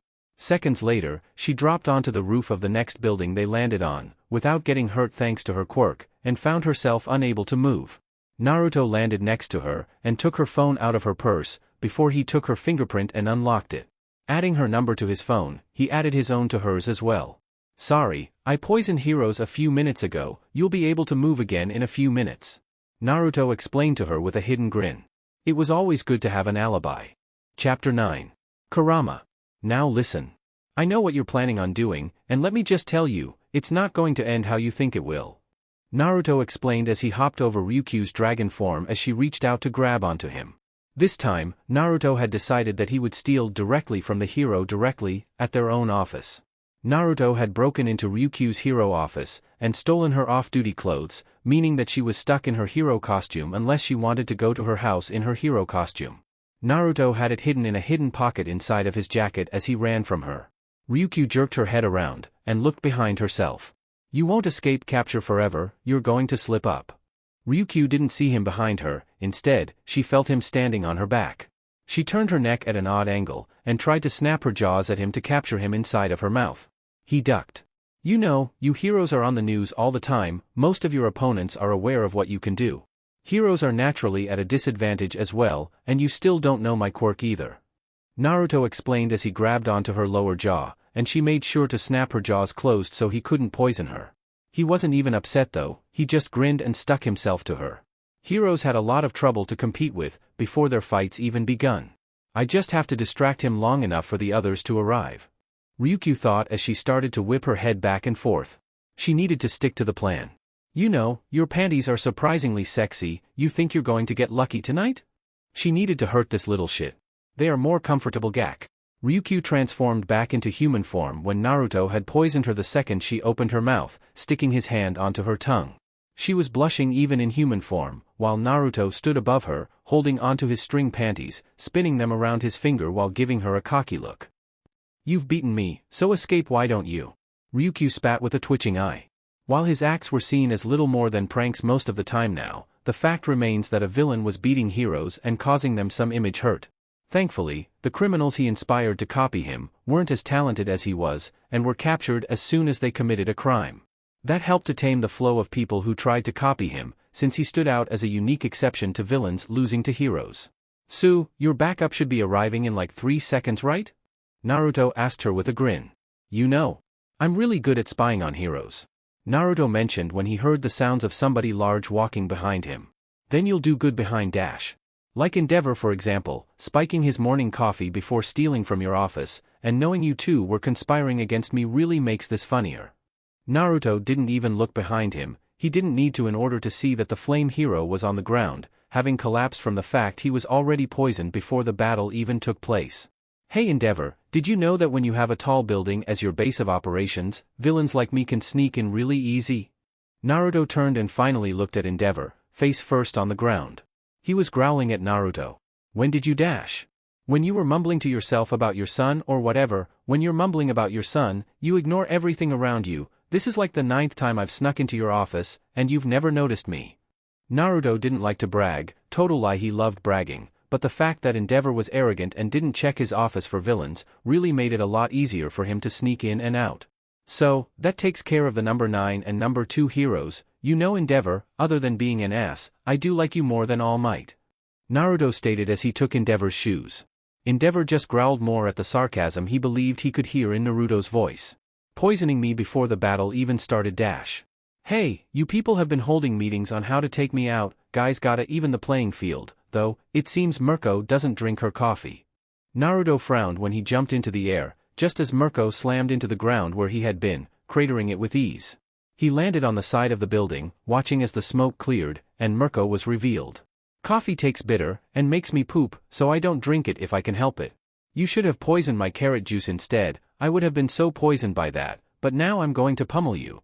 Mirko shouted, and gave him advice at the same time. Ryukyu and Endeavor looked at her like she was stupid. And I went through so much trouble poisoning the entire top 10 today. Come on then, try and catch me. Naruto grinned down at Mirko. His body started to vanish from view, his clothes vanishing as well, leaving Mirko confused at first, until her rabbit ears picked up the sound of Naruto moving on the side of the building. He can go invisible, that doesn't add up with poison. Ryukyu stated under her breath, confused. Endeavor didn't correct her, but he noticed that Naruto wasn't completely invisible, but instead, he was making himself the same color as the building behind him. Looking carefully, you would be able to see him, and to color change properly, he needed to move slowly or stay still so that his disguise wasn't ruined. He's on the ground, Mirko, in front of you. 10 meters. Endeavor directed Mirko, and she jumped into action, causing Naruto to slowly turn back to his normal colors. He jumped backwards and avoided Mirko easily enough. He was practiced with avoiding her more than anyone else. No fun, and I wanted to test out this outfit's ability to change color as I changed my skin's poison color. Naruto lied about his quirk in a subtle way, giving them a wrong explanation about why he was able to change his skin color. Now, they would think that he covered his body in differently colored poisons, so that he blended in with his surroundings. It would help throw them off his quirk's trail. Naruto grinned and he landed on Endeavor's back, giving him a pat on the top of the head. Get off me! Oh, you are just the cutest. Naruto gave Endeavor's cheeks a few gentle slaps, adding a little more poison to cripple his ability to use his quirk to burn stuff around him. Endeavor grew even weaker, and his quirk weakened with him. Anyway, from now on, I promise not to sneak into your base and poison you guys, if you promise not to make plans to gang up on me in 10 versus 1 matches. So, you also poisoned All Might then? Mirko asked as she jumped at Naruto, throwing a spin kick at him. Oh, All Might was the easiest one. Some fan of him sent him a lot of milk this morning, so I poisoned it, and I stayed to make sure that he drank enough. I'm not fast enough to escape from that guy without cheating, so I didn't want him even showing up today. Naruto reached into his jacket pocket, and he pulled out something golden colored. It was hair. Naruto had a fistful of hair, that kind of stood up on its own, and it was cleanly cut through, and Naruto put the hair up against the top of his head, giving himself a slight bunny ear. Naruto quickly put his trophy back into his pocket, and jumped away from Mirko, before he started to escape the area. Oh, then now I have to catch you. Catching the guy who took out All Might, now that will get me some popularity. Mirko shouted as she used all of her power to rush at Naruto. Shit! Naruto screamed when he realized that he had just painted the biggest target on himself he could have ever painted. Naruto looked at the reporters who were recording this event, and he was nearly kicked in the head by Mirko. He had taken All Might out, because he knew All Might would have caught him, but he didn't realize by taking All Might out and advertising it to all of Japan, that he had just did something really stupid. Him and his big dumb mouth. Why did he open his mouth and say that? I'm coming. Please don't, also, you've got some weird fetishes. Naruto couldn't resist the urge to open his mouth and quip at her when she said that. His villain persona demanded that he make light of his current, very bad, situation since she set him up for a one-liner. Shit, shit, shit. Naruto cursed in his head, and he traveled at his top speed to get away from Mirko until he had the chance to take her down. With All Might. I really should be more careful about what I drink. All Might, a super tall and skinny man with messy hair, spoke to himself as he laid face down on the ground, listening to the news he had playing in his office. One of his hair horns was missing from his head, so he was going to have to get hair extensions until his hair naturally grew back to its normal length. Even with his power, it didn't mean much if he wasn't able to move his body because he had been poisoned. Some quirks could kill even him if he was hit with them, and he was thankful he hadn't been poisoned with something that would have killed him. Though, he would use this as a learning experience. Back with Naruto? Achoo. Titan Cliff. Naruto crashed into the softest thing he had ever felt in his life, as MT Lady and Kamui Woods appeared in front of him, coming up out of the water and appeared in front of him, blocking his escape route. Naruto crashed right into MT Lady's right tit, sinking into her flesh deep enough that his entire body sank into her boob, before her breast returned back to its normal shape and he bounced out of her breast. Naruto was sent flying in the opposite direction, cursing the fact that he had sneezed at a time like this. Whoever made him sneeze, Naruto hoped that he was having a bad day. Naruto made it work for him through, and touched Mirko's face as he passed by her, before he landed in the river himself. Naruto started to swim down to the bottom of the river, using his toad quirk to speed himself up greatly. Reaching the bottom of the river, and it was a cold river, Naruto started to swim away, no longer visible to the heroes who were pursuing him. He saw Mirko land in the water, the poison taking her down, and he saw MT Lady's massive hand scoop Mirko up out of the water back to safety. Still, he needed to be super careful about how much he ran his mouth off in the future. He hoped this didn't come to bite him in the ass. Chapter 10. Damn him, he had All Might on a silver platter, and didn't finish him off. Damn him, characters like him make the game that much harder. A young adult spoke as tapped his finger against the bar he was sitting at, and he was the only person in the entire bar other than a man with a shadow-like face wearing a business suit, his own clothes being simple, but with hands covering them. He looked upwards at the TV that was in the room, gritting his teeth as he watched the news rave and rant about the friendly villain who was able to take out the top 10 without hurting them. Kurama will just never be caught, will he? After all, I can't see a villain able to take out All Might as somebody who can be caught. The young man tapped against the table even faster. The bartender didn't tense up, he just looked at the young man with his glowing eyes, and turned his head towards a black radio, turning it up when he heard a voice coming out of it. Now Tamura, that isn't a way to speak of your natural ally. Master, I want to kill All Might, and this guy could have done it, but he didn't, he left All Might alive, I want to kill him. He needs to die for not taking the chance I would have died for. Tamura spoke as he tapped his finger furiously against the table. He looked like he was going to snap any moment, his throat sounding sandy, and his other hand was scratching at his throat a little. A small chuckle came through the radio. He'll join the League of Villains soon enough, this is where he belongs. Kurojiiri, your opinion? Is that why you had Jiren supply him with those outfits? To bribe him? Kurojiiri asked as he glanced at the radio, never stopping what he was doing. He maintained a professional air about him. No, he doesn't need to be bribed, he will come naturally to us. If he were to take up a villain mantle, then it is simply fitting that he wears fitting clothes. Tamura, he's a valuable ally, and the more famous he becomes, the more heroes will pursue him for fame. We have no need to do anything to convince him. We've already showed out generosity, he will remember that we never asked for anything in return, and join us once the hero world becomes too much for him. You sound sure of this. Who is this boy to you? Kurojiiri asked through the radio as Tamura listened to the conversation, his eyes softening now that he was listening to his master's voice more clearly.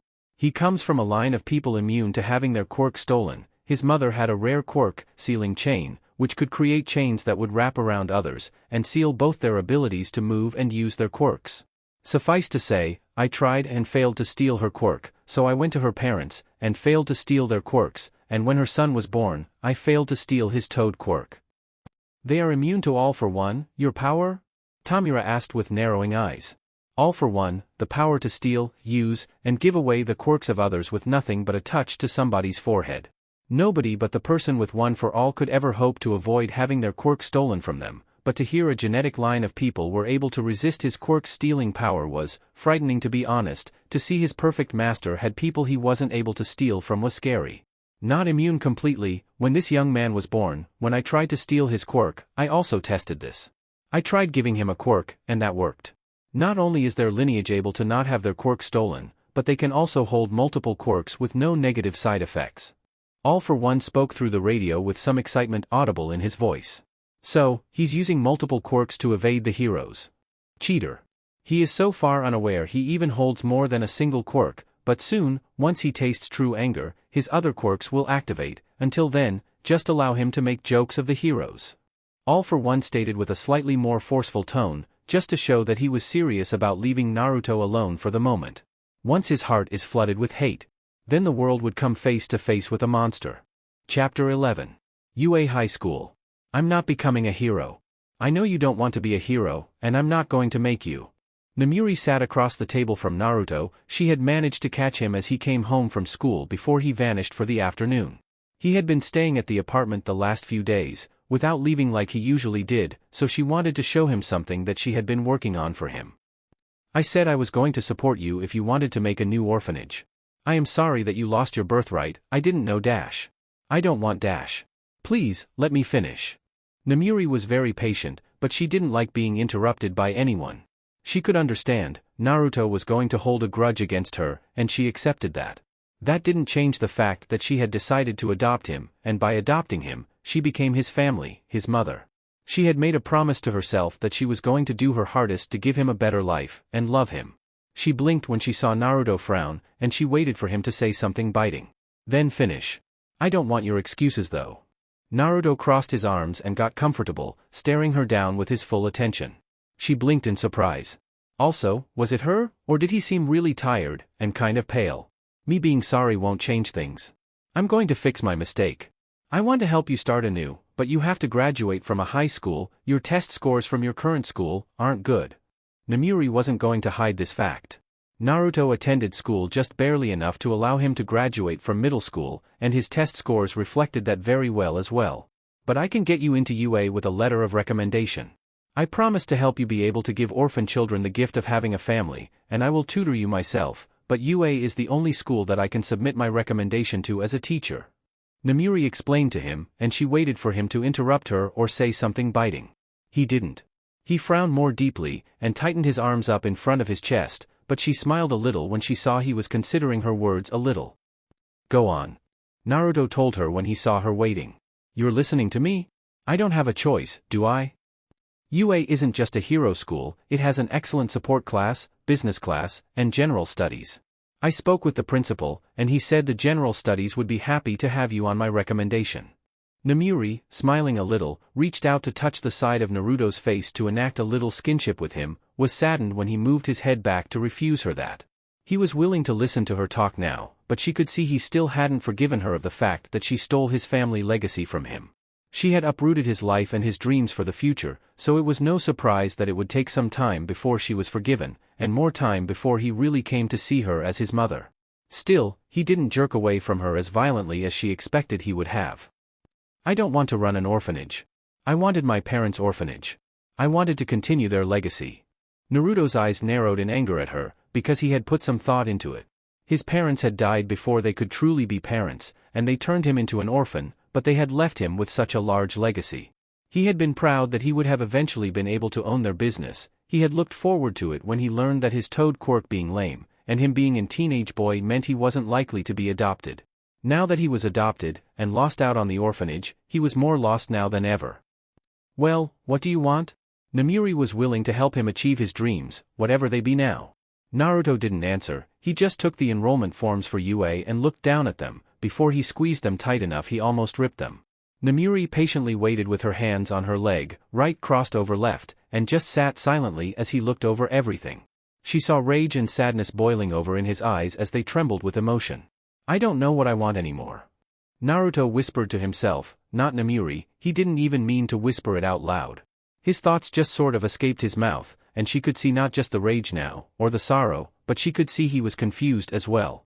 She had turned his life upside down, and this was why she was so patient with him. He was angry, sad, confused, and he didn't know what to do anymore. She understood his teenage emotions very well. She had experienced all of them herself when she was his age or at some point in her life. She already fucked up in forcing the adoption on him, even though she hadn't meant to hurt him. He didn't hate her, and deep down, she was sure that he understood her feelings were genuine, but he was driven by emotion, not logic or reasoning. You don't have to join UA. If you don't get into a high school, I'll tutor you and help you pass the entrance exams of any school you pick. UA is the best high school, and I knew I could get you in before the year starts. Namiri didn't want him to think that this was the only choice he had at this point. Naruto glanced at her, his grip on the paper softening, though he was still angry. Fine, you win. I'll go to UA. Naruto got up and started to head towards the bathroom, leaving her sitting alone. Namiri sighed in relief and relaxed. Still, that was stressful. I didn't know if he was going to fly into a rage. I wish he would yell at me, and get some of this off of his chest. Namiri sighed to herself and ran a hand through her ponytail. She had started to read several books on motherhood, tips about how to grow closer with your son. She also read books about what to expect with adopted children, and how to grow closer to them. Skinship was mentioned as the #1 way to form a closer bond, and she remembered taking baths with her mother and father until she was in middle school, and she was extremely close to her father still. She knew friends of her that still went to hot springs and public baths with their parents, but she was also pretty sure Naruto would not have a great reaction to her if she tried to form a bond with him right now, skinship or not. With Naruto. I'm so damn dizzy, my head hasn't been right since I escaped from Mirko the other day, my head is pounding. Naruto rubbed the side of his head, not thinking super clearly with his headache. Namiri's actions and words were getting to him too, so walking towards the tub, Naruto turned the heat on so that by the time he showered, the tub would be heated up. Naruto shook his head to clear the webs from his brain. Later that night. Naruto, you've had the water running for a while now. I think you've showered long enough. Namiri knocked on the door, waiting for an answer back. She could still hear the shower running, and it had been running for a long time now, almost 2 hours. She had gotten so preoccupied making dinner and reading a book, that she hadn't even noticed that Naruto was still in the shower. No answer. Namiri frowned and cracked open the door, just in case he didn't hear her when she was speaking, but she made sure to respect his privacy by not looking. Naruto, your shower is done now, other people need to. Namiri opened the door completely when she noticed Naruto's leg flat on the ground, and seeing him fully, she saw that he had collapsed at some point, the water just running across the back of his head as he laid prone. She rushed to his side and the water started to rain down on her, wetting her clothes, as she flipped him over and saw his face was boiling red. She put the back of her head against his forehead, and saw that he was burning up. She put her hand on his chest, and could feel his heartbeat moving weakly. Namiri picked Naruto up and rushed out of the bathroom, rushing into her own room and laying him down on her bed as she got him out of the hot water. She didn't waste a moment to grab her phone as she started to dial up somebody that could help her. The next day, at the hospital. He's not dying, he's just really sick. His immune system was depleted, seems he took a dip in cold water and weakened himself. His blood work showed traces of chlorine. People with toad or frog quirks can absorb liquids and oxygen through their skin. Normally, this isn't a problem with a human immune system being strong. The doctor spoke as he looked at the charts. Namiri had rushed Naruto to a hospital, since she didn't know what was wrong with him or what to do. And? He's sick, and his body absorbed chlorine from overchlorinated water. Sometimes water companies put too much in the water they purify. He'll recover soon enough. He needs to use organic shampoo and body wash without chemicals until he fully recovers though.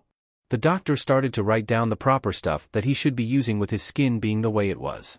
We see this a lot with those with amphibian-like quirks. When they get sick, their bodies lose their resistance to chemicals that they can usually withstand with ease. The doctor eased Namiri's worries. Her hand went to her heart. Thank you, this is a relief. I'll go pick up what I need. You have no idea how worried I was. You came rushing into the hospital in a soaked sweater, riding an ambulance with a naked teenager, demanding medical attention. It says you adopted him. I suggest reading up about toad facts. I'll do that. Namiri didn't argue against him, or even say that she was already doing that.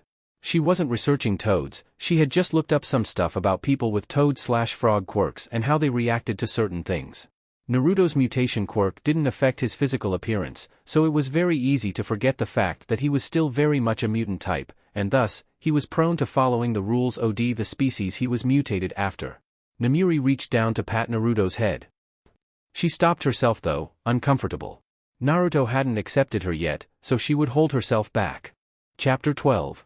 Whoa, midnight, surprise surprise, didn't expect to see the infamous exhibitionist here at a hospital. Midnight blinked when she heard the somewhat familiar voice of Mirko behind her. The two of them had never really worked together, but both of them were famous heroes, so that they were on rather friendly terms, despite not really knowing each other. They knew each other in passing pretty much, as popular heroes, but you could not call them friends by any stretch of the imagination. There was simply mutual respect, one would say, and it allowed them to get along well enough. Though, Midnight wasn't a fan of Mirko's loud mouth. I'm just visiting, just got off work today, some of us are teachers now. Midnight spoke with a tired smile. Naruto was getting better, but cleaning the toxins from his blood that were keeping him sick wasn't an easy process. He had been in the hospital for 3 days already, and he had missed his first day of school at UA already. He wasn't sick anymore, they were just flushing his body to make sure that he didn't get sick again, and boosting his immune system so that it would become a little stronger. I'm doing some community service, going to visit the sick kids and tell them hero stories. Mirko said as she flexed her arm and gripped her muscle. Being a hero wasn't all punching and that good stuff, sometimes it was just patrolling, doing paperwork, and making public appearances to keep up a good image. With how many times she had been defeated by Kurama recently, she really needed to keep up a good image, to sort of correct the damage being done to her reputation. They stopped together at the check-in. Midnight, coming to see Uzumaki Naruto. Midnight stayed with a smile. Mirko, here about seeing visit the kids' ward. Mirko gestured to herself with a bigger smile, puffing out her chest to make a bigger impression than Midnight. Midnight just sent her a look that said really, but otherwise let it go. Third floor, in the playroom, both of you. Third floor, playroom. You're so awesome, Nichan. Ah, this is nothing. Naruto said loudly as he held up two children on his biceps, allowing them to hang off of him as he walked on the ceiling. They were laughing and smiling, using his arms like a jungle gym. Naruto was grinning, feeling a lot better after having his system flushed for a few days. He had decided that it was time for him to help make the hospital stay for the sick children a little better, so he asked if it was allowed for him to play with the kids, and the doctors agreed with it. Naruto's tongue shot out of his mouth, and wrapped around a kid's waist, before he lifted a third kid up off the ground and allowed him to fly off the ground. This is so gross, Oni-san. Despite his words, the little boy couldn't seem happier as he was able to move around the room outside of his wheelchair. His broken legs not keeping him down as he was allowed to walk again, his feet above the ground and mimicking walking for him. Rari-chan, let's race. With that, a young girl turned to look at him, and showed that she had her mouth covered in bandaging type, her muffled voice barely making a sound. Naruto used his tongue to allow the boy to race against the girl, the two of them running around the room together. A young boy with a frog-like face in shape, and black hair that covered his right eye, with a wide mouth and larger hands, was slowly crawling on the ceiling like Naruto was, but he wasn't steady as he crawled.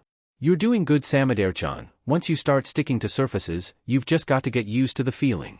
Naruto's words were a little slurred since his tongue was stretched out of his mouth, but other than that, he was speaking normally. The boy crawling had a quirk very similar to his own quirk. Frog. Naruto's toad quirk makes his body, overall, stronger, more durable, his poison more deadly than most frog quirks out there. The frog quirk gave better leg strength, more jumping power, and a higher resistance to chemicals. Though, as a child, Samidare wouldn't have any of the advantages of his quirk as of yet, since he was still a child, and his quirk immature because of it. You're better at this than my sister. Samidare stated lowly as he watched Naruto walking around the ceiling using only his feet, instead of both his hands and feet like his sister needed to use. She always used her hands and feet to crawl on stuff, otherwise she couldn't stick to anything properly, or she would lose her grip and slip off. It's all about where your center of gravity is. Frogs have more leg strength, but overall, my body is stronger, and it allows me to concentrate more power to my core. Naruto flexed his belly, his shirt having fallen a little to show his abs. The trade-off for reduced leg strength was having more overall strength, meaning he could focus his strength to his belly, and balance himself to stick to stuff without needing his hands to do it. Hey, settle down a little, getting harder to keep a hold on you. Naruto let the kid slip down his arms, and he used his hands to lower them to the ground. He put his hands in the pockets of his medical pajamas. So, what brings you here, kiddo? Naruto asked as Samidare crawled up next to him. Got the flu, having my body flushed. Samidare mentioned with a mutter as he crawled next to Naruto, his face mostly blank, but that was natural. His features were more set than Naruto's own features, which allowed for an even wider display of emotions thanks a frog quirk owner. I don't like shots. Samidare stated to Naruto, since he was at the hospital until he flu was completely cured. His older sister was supposed to be picking him up tomorrow, that or his mother, depending on who was free at the time. Samidare lost his grip on the ceiling, and Naruto reached out with his hand, and grabbed him before he fell to the floor on his head. Bring him back to the ceiling. Samidare stuck to it again, and kept his focus on the ceiling. Yeah, they suck big time. I don't like them either. I worry about anyone who likes shots. Still, we need them to keep from getting really sick, and spreading it to others. Think of it like this, every time you get a shot, you're being a real hero to the people that you aren't getting sick in the future. Naruto gently sat down the child his tongue was holding back in his wheelchair when the nurse came to get the child, and the nurse pushed the child out of the room. Bye-bye Oni-san. You better heal up nice and strong, kiddo, don't want to see you back here. Naruto called out to the kid with a wide smile. Samidare looked at Naruto with admiration in his eyes. Can you become my real brother? You said something? Naruto asked the little crawler with a grin. I have a sister your age, she goes to UA now, she's going to be a hero. Sammy Dare didn't repeat his words, instead, he mentioned his older sister. She's socially awkward, but really cute, she's got a frog quirk too. Sammy Dare explained to Naruto, who just laughed for a moment. He didn't understand why Sammy Dare was bringing up his sister, but sometimes, the right answer was just to laugh a little. Hey Naruto, having fun there? Sup kids, Mirko here to hang out with you guys. Naruto slipped off the ceiling, and landed on the top of his head out of the pure shock of seeing Mirko and Midnight together coming through the front door. His lost complete, even subconscious, concentration over his surface sticking, and spewed the air he was breathing out when his skull bashed the floor. Sammy Dare hopped from the ceiling properly, and landed on the floor on all fours. Naruto just sat up and rubbed the top of his head. His eyes met with Mirko's eyes. He seems familiar to me for some reason, he's got really pretty blue eyes though, really familiar to me for some reason, kind of like Kurama's eyes, if Kurama had a toad quirk and not a poison quirk though. Mirko rubbed her chin in thought, locking eyes with Naruto. The two had the same build, but this boy clearly had a toad quirk, while Kurama's abilities were seemingly completely focused towards creating and using multiple poisons. Oh well, it would seem they just had very similar eyes then, but damn was the resemblance not striking for her. The second she saw his eyes, the first person she had thought of was Kurama. She would have attacked him if she didn't realize their quirks were super different, and this boy seemed to have a more serious personality than the pervy, goofball that was her favorite villain Kurama. Sup Bun, New York hero Mirko, and Midnight. Naruto almost slipped and called Mirko Bun Bun, but he was able to quickly play it off by biting his tongue while he was talking. Naruto waved to the two heroes, and Midnight smiled and waved at Naruto. She was still in costume, so she needed to keep things more professional sadly, otherwise she would have gushed over how cute her son was when looking after the children. He was just loved by children it would seem, because even the boy, Sammy Dare, was patting the top of Naruto's head to try and make his head feel better, even though Naruto was perfectly fine. Years of bonding with children and raising them did wonders for Naruto. Come on Naruto, let's go, Mirko is going to take over for you now. Midnight gestured to the bunny hero, who sent out a peace sign. Naruto just got up, and waved bye to the children. Hope all of you get better. Naruto started to walk to the door, while Mirko walked deeper into the room, and passed by him. Mirko blinked when even her nose was hit by a familiar scent, though the stench of hospital was covering it up a little too. She turned her head to look at Naruto as he passed by her. Mirko tilted her head in confusion. Seriously, other than his quirk not matching up, this guy is like a perfect doppelganger for the bastard. Kurama has an unregistered poison quirk, and this guy has a toad quirk. Mirko couldn't shake the feeling that this boy was off somehow. Kurama, other than changing the color of his poison to change his skin color, didn't show any other real signs having a toad quirk. Using thick poison to stick to walls didn't count, while this boy didn't seem to hold even a shred of the poison abilities that Kurama had either. So the two of them just couldn't be the same person, despite having the same eyes, scent, and build. Thank God Bun Bun is a dumb bunny, and I make it a point to make everyone think Kurama's quirk is poison. Naruto sighed in relief to himself. It would not do for him to get caught because of something like accidentally running into the hero who knew Kurama the best so far. Hey kid, what is your opinion on super tall ladies with big tits? Midnight gave Mirko a raised eyebrow when she asked Naruto that question, and Naruto turned, blinking as well in confusion. Naruto realized what she was asking moments later, and made sure that it didn't show on his face. Not really my type, I like modest girls. He is for sure not Kurama. Kurama is kind of pervy, and always making jokes about being attracted to certain types of women.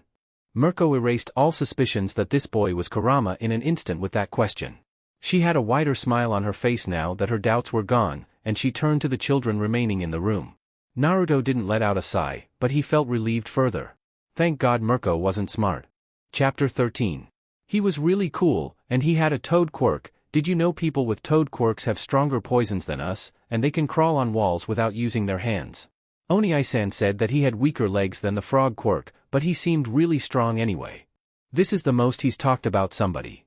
Samidare's mother, Baru Azui, thought to herself as she set down their dinner plates in front of her children.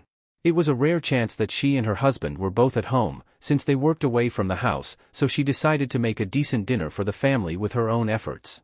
She had opened a can of worms when she asked Samidare how his stay at the hospital was. A toad quirk. The family father Ganma Azui questioned under his mouth, expressionless face not showing either positive or negative. He was extremely frog-like, though a species of frog that had warts like common toads did, and was brown-skinned with black hair, even though he had a frog head. His children all took more after his wife than they did him, which was good, because he inherited far more of the mutation aspect of the frog quirk and less of the actual superpowers. He had the looks of a frog, but very little power behind his looks, so he couldn't help his daughter in her quest to become a hero. Baru gave his elbow a small tap. "Didn't you know a man with a toad quirk years ago?" Baru asked him to remind him he knew some good people with that quirk. "You're talking about Minato, right? I met him in college. He was a genius at everything he did. He graduated from college at the age of 15. Settled down with that strange Uzumaki woman. Was she the one who started the orphanage, or the one who started the island for animals with quirks?" Ganma asked his wife, since he wasn't friends with either Minato or the Uzumaki woman. He just could not know about Minato, since the man had been one of the world's finest geniuses, having graduated college at an insane age. His toad quirk made him smarter? Tsuyu Azui, the oldest child, another froggy in the family, asked as she sat down between her siblings. Samidare and the 6-year-old Satsuki. Real toads are actually very intelligent, though not all people with a toad quirk inherit this little factor. I don't know if Minato inherited his toad quirk's intelligence boast, or was just a genius, but the boy could spend one night studying anything, and he would be an expert in the morning. The boy had so much more potential than all of his peers, but he wasted it. He's just another tale of a man who was led down the wrong path. Ganma explained to his daughter, since he didn't want her to get the idea that he knew everything about Minato, or was even friends with the guy. He only knew what everyone else who went to school with the guy knew, maybe a little more because he made the effort to try and hear some extra rumors. Oni-san didn't seem super smart, but he was really fun, and he helped me learn to crawl on the ceiling better. Samidare said to Satsuki, not paying a lot of attention to his parents, while his younger sister listened to him. Minato had a beautiful song though. Of all the men with toad quirks, I do remember him having an unnaturally beautiful voice. Baru was remembering Minato, with her husband nodding slightly. Right, he always did have that habit of doing that when he was studying really hard. That song really was a nice thing to fall asleep to in the dorms. Ganma remembered that too. Tsuyu just put a finger to her lower lip. "You mean like how I say ribbit sometimes, and what does a song have to do with a toad quirk?"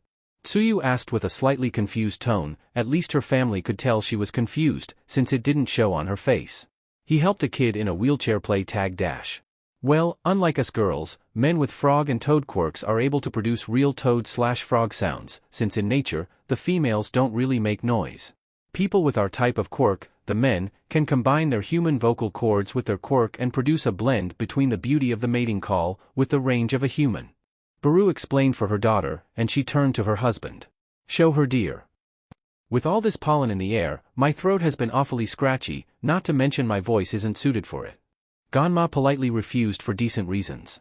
The song mixed the human vocal cords with the frog/toad ones, meaning both the human and frog. For him, vocal cords needed to be beautiful for singing and able to sync up. His own song was put to shame by Minato's own song. "Just got off work too, need to be relaxed." Tsuyu just nodded in acceptance. "With midnight homework. I hated it as a student, and I hate it as a teacher. Still, hard to believe there are students this stupid too." Namuri said mostly to herself, finished grading all of the homework she had to deal with. She was sitting at the kitchen table, in just a sweater and her panties, glasses on her face with her hair set back, legs curled up into her chest.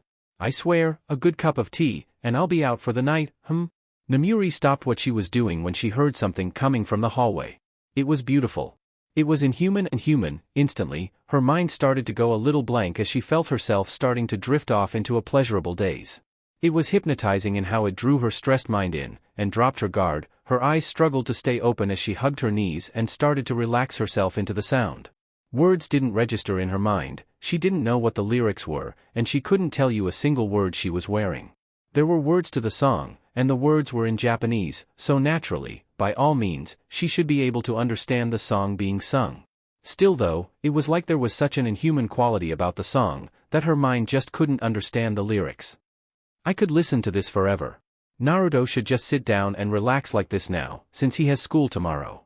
Namuri thought to herself as she saw Naruto walking down the hallway, towards the fridge, with a medical mask still on his face, seeing as he was still sick, just well enough to leave the hospital.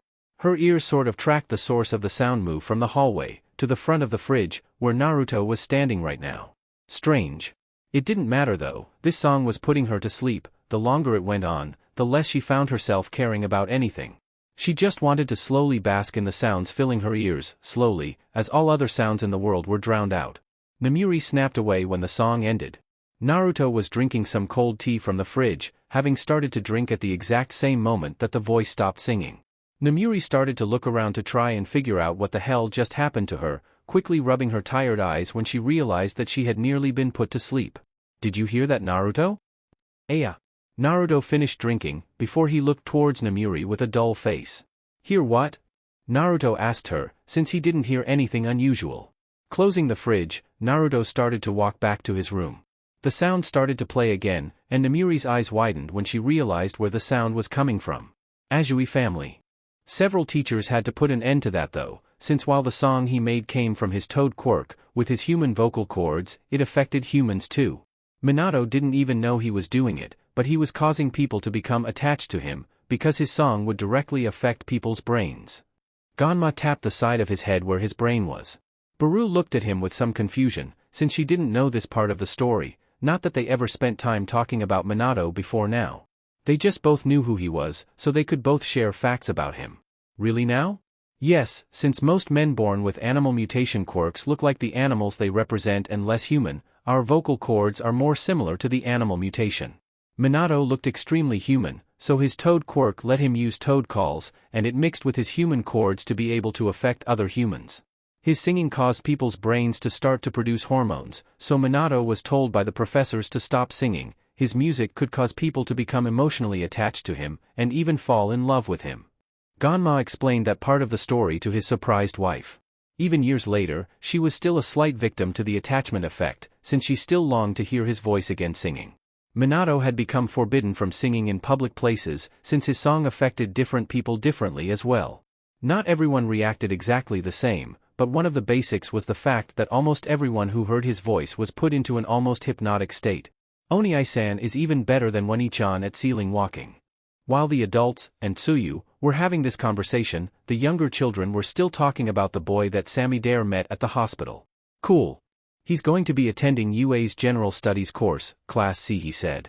I asked him why he didn't want to be a hero, and he just mentioned he had something way cooler for his future. Back with Naruto? Naruto sang to himself as he thought about how he was going to make going to UA turn into something he could take advantage of. If he wanted to start his own orphanage to make up for the one that he lost, then he needed to graduate UA and build himself up as a reliable person. Still, he couldn't neglect to take his villain duties seriously either. He needed to find a way to balance his student life with his villain life, and for that he would need to contact Pop Step some more to set up some alibis ahead of time. Hey Naruto? Naruto stopped singing when he saw Namuri outside his room, looking through a crack between the doorframe and the door. It's getting pretty late, and so maybe you should go to sleep. If you want to grow taller, you'll need your sleep. Namuri said with a forced smile on her face. As much as she wanted to listen to his singing some more, she knew that he would be up all night if she didn't tell this to him. Also, your singing is making me pretty tired, so I'm going to sleep too. Good night. Naruto blinked and scratched the side of his head. Whoops, he was so used to singing to the orphans to help them sleep, that he must have been doing it without thinking about it. He didn't know why, but whenever he sang, people would enter a daze or fall asleep. The children would just fall asleep, while the caretakers who overheard him would enter a daze, and become really uncomfortable when he stopped singing. Night. Naruto wasn't going to say good night, but he just waved to her, and started to get ready for bed. UA didn't know it, but they were going to take his villain career to the next level.